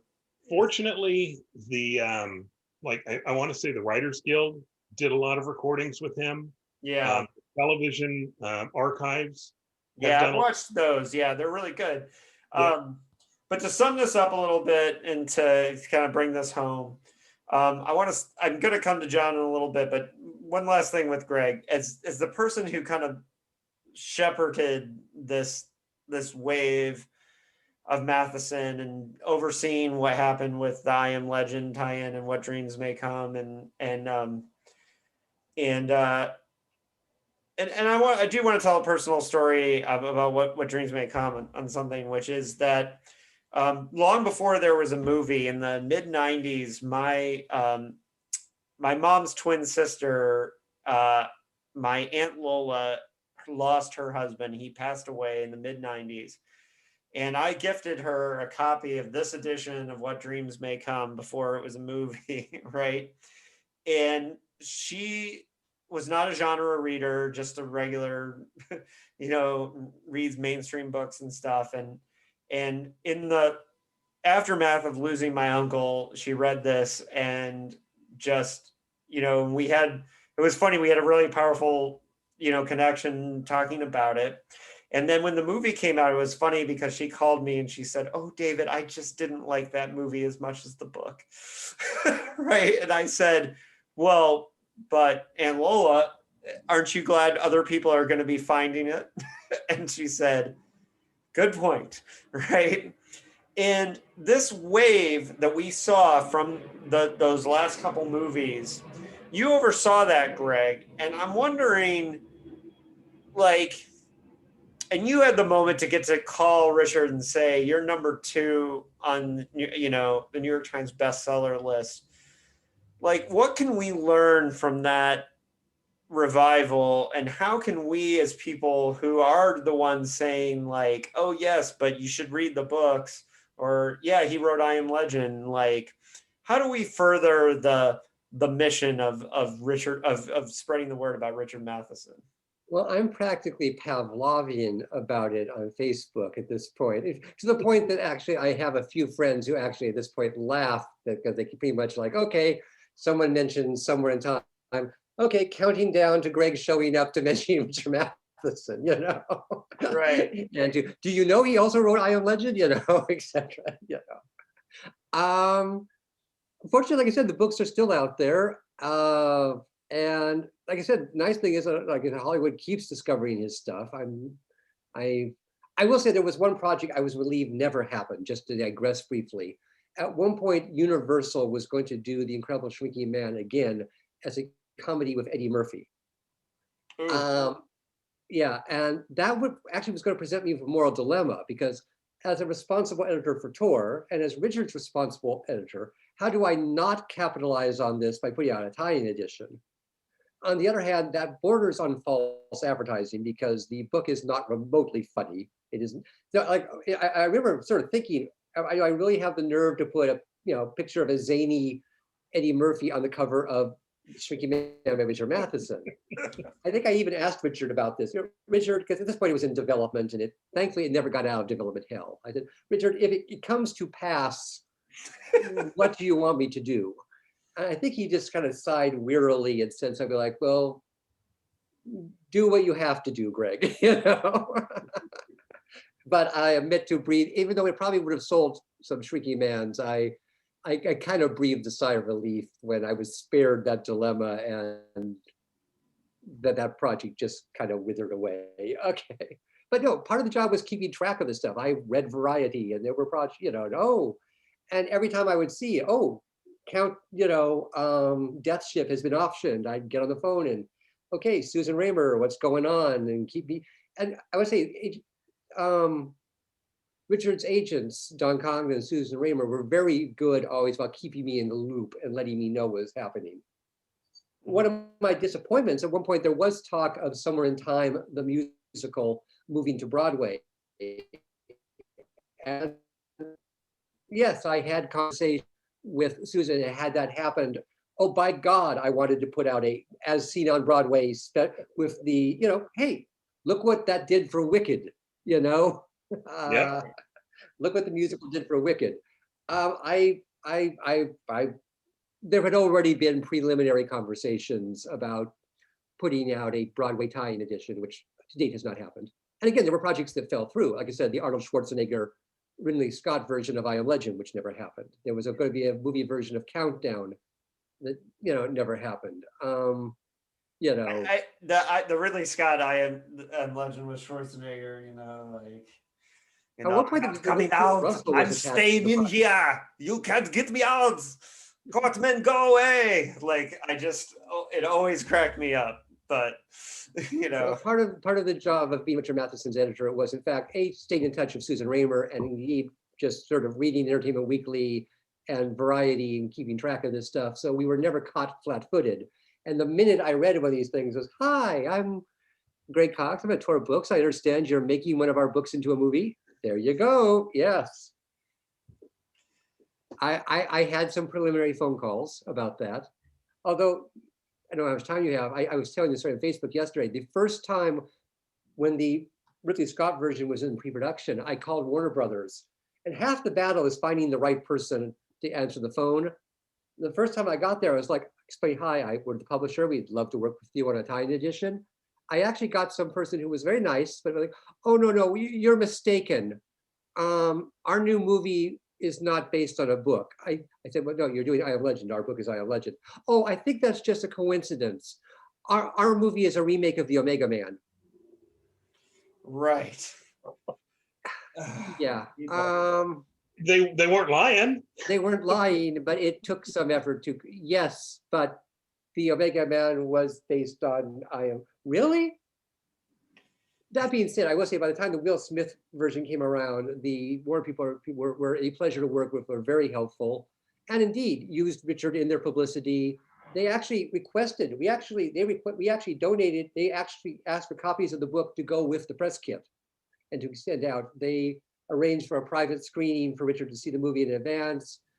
Richard was not young then. They could not exactly send him on a 20-city publicity tour, but what publicity he could do. So they were actually, sometimes, this is not always the case. They were very cooperative. We had meetings, I think that was a key. Their publicists came and met with our publicists. We tried to synchronize. It was how a system is supposed, how it is supposed to work.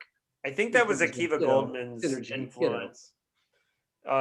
As the writer producer, I think Akiva Goldsman gets a lot of crap, but I actually think he's doing great stuff with Star Trek, and I'm excited for Strange New Worlds. And like I said, there was a case where the Warner Brothers publicity people, I'm blanking on their names at the moment, were, again, not always the case. Very cooperative, worked with us, kept us in the loop. Worked with Richard. Did not bury Richard in the small print of this press release.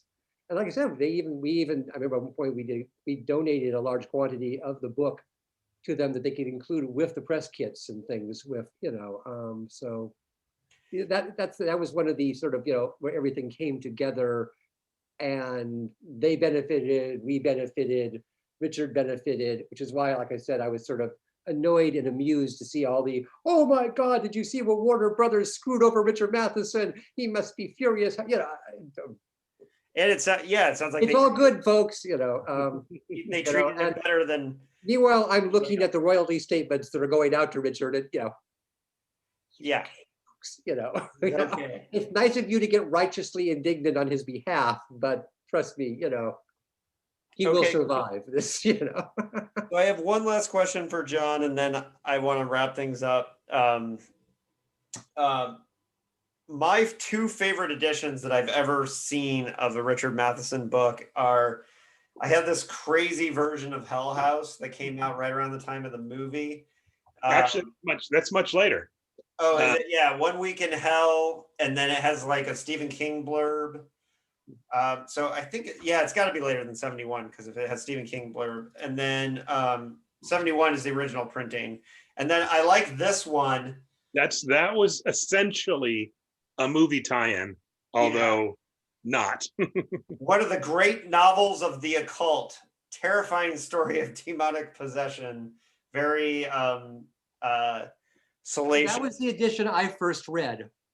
And the edition before that, the first paperback, looks like a Gothic. It's the classic painting of a woman in distress standing in front of a big house. Actually, I've got a.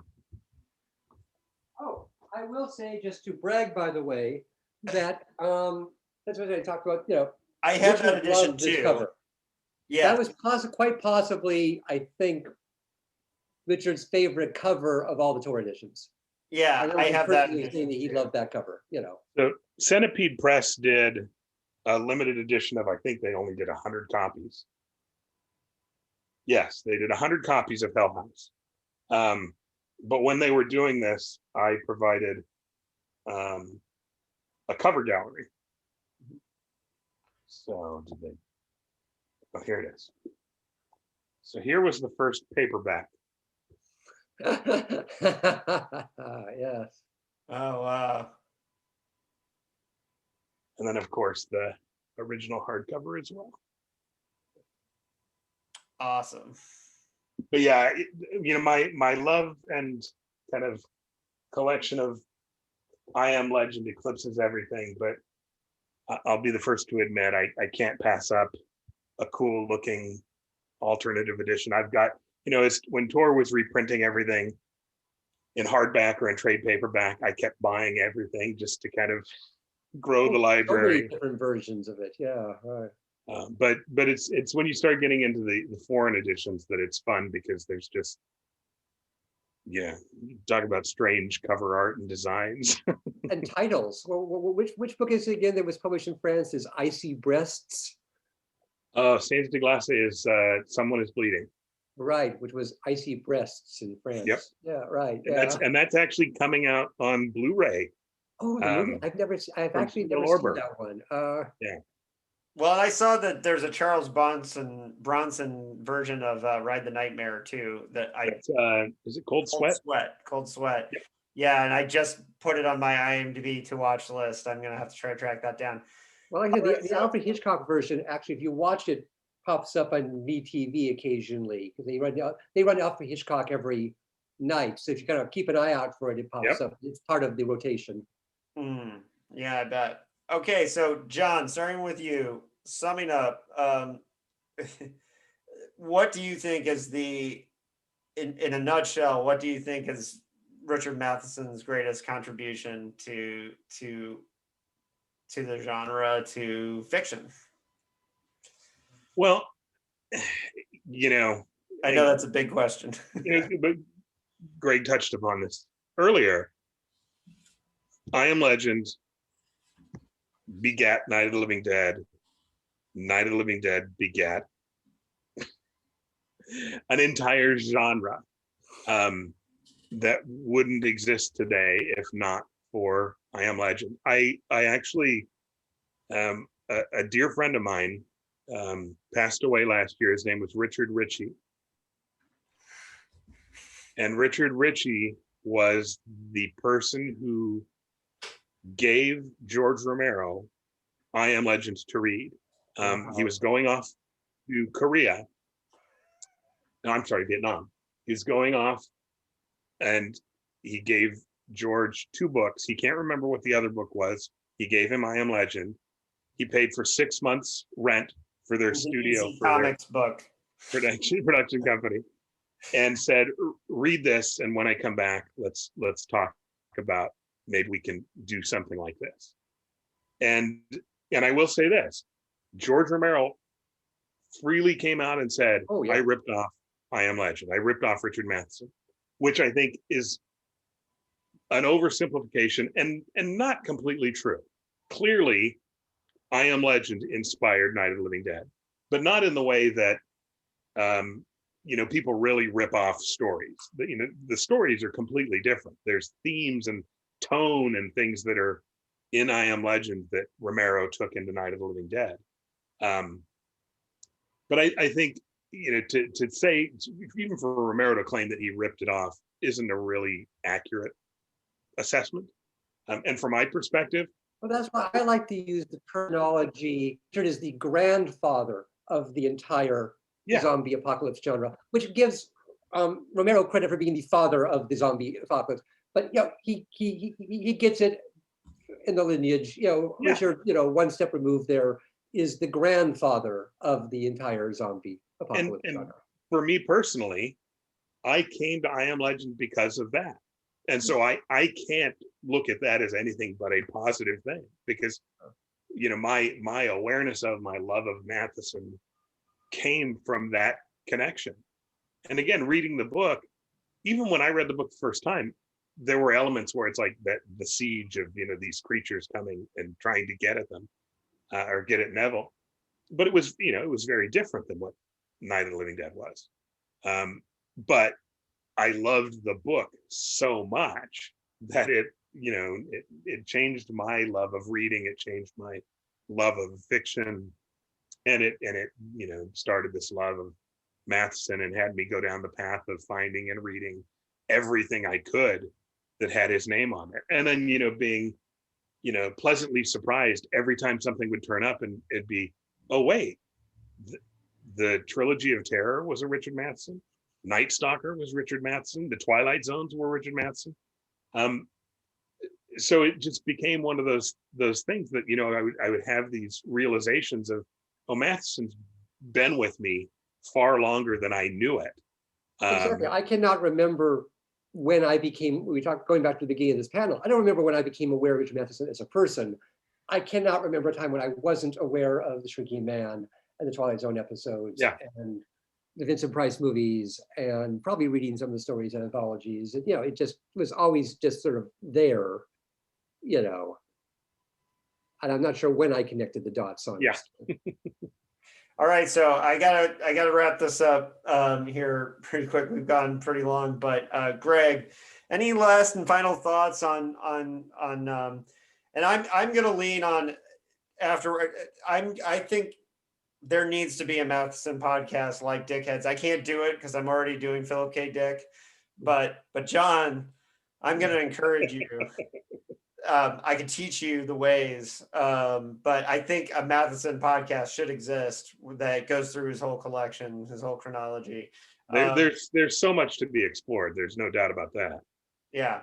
But And then Greg, there's- any final thoughts on, and we'll probably do this again. Maybe, I think Schow had a great idea for bringing Mick Garris along, because I think his... Matthew Bradley will Oh, be a God, key yes. person you'll want to talk to, Well, particularly. I think we approached Matthew about this, and He's he not. had to- Yeah. I thought the technology might discourage him, but I think you get him talking, and particularly when it comes to the film and television work and adaptations and things, he's really wrote the book It on is a it. small world. I mentioned that Matthew and I used to work together in the same office. I knew that. Yes. Yeah, so Matthew Bradley is one of the leading authorities on Richard Matheson, has written books on Richard Matheson. And yeah, by coincidence, I met Richard when we were both working for Arbor House back in the late 80s. He was in the publicity department, I was the editorial assistant, and we've been Matheson heads together ever since, All right. I guess- Any last thoughts? I had closing statement, like a part of like my opening spiel, which is I've been delivering for years, that even if you do not know who Richard Matheson is, his work has touched you. You know his work, and then leapfrogging on what John was saying about him influencing Romero, and then spreading out from there beyond just all of us. Richard is extraordinarily influential in that he has inspired so many other writers and creators. One of the pleasures of being Richard's editor was it was never hard to get quotes and endorsements. I mean, okay, David Schow turned me down, but Ray Bradbury, Stephen King, Dean Koontz, King has always been very generous and open about saying that Matheson is one of the primary influences on his work. That, there's a famous quote, which I probably used to death on covers, that said something like, everything I learned about writing, I learned from Richard Matheson. So Matheson sets ripples, he one of the most influences in probably the in fantasy, horror, and science fiction of the 20th century.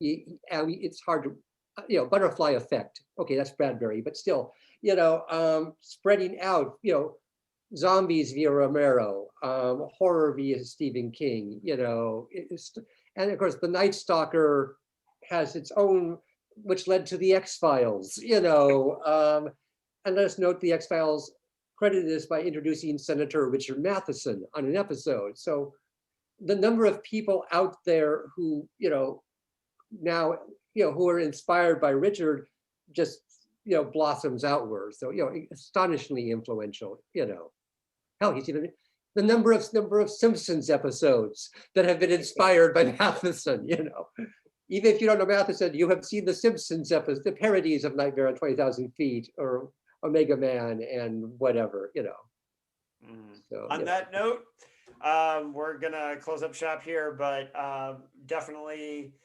we'll probably now I'm gonna have to do more Matheson. I just he is one of the greatest writers of all time, so it's very hard not to. But John, Greg, thank you for joining me, and Mr. Schow, wherever you are at this point, thank you for joining me for this discussion about Richard Matheson. All the books are out there; you can find them. And maybe somebody out there listening wants to start a Matheson podcast with John. Anyways, thanks for joining us on Postcards from a Dying World.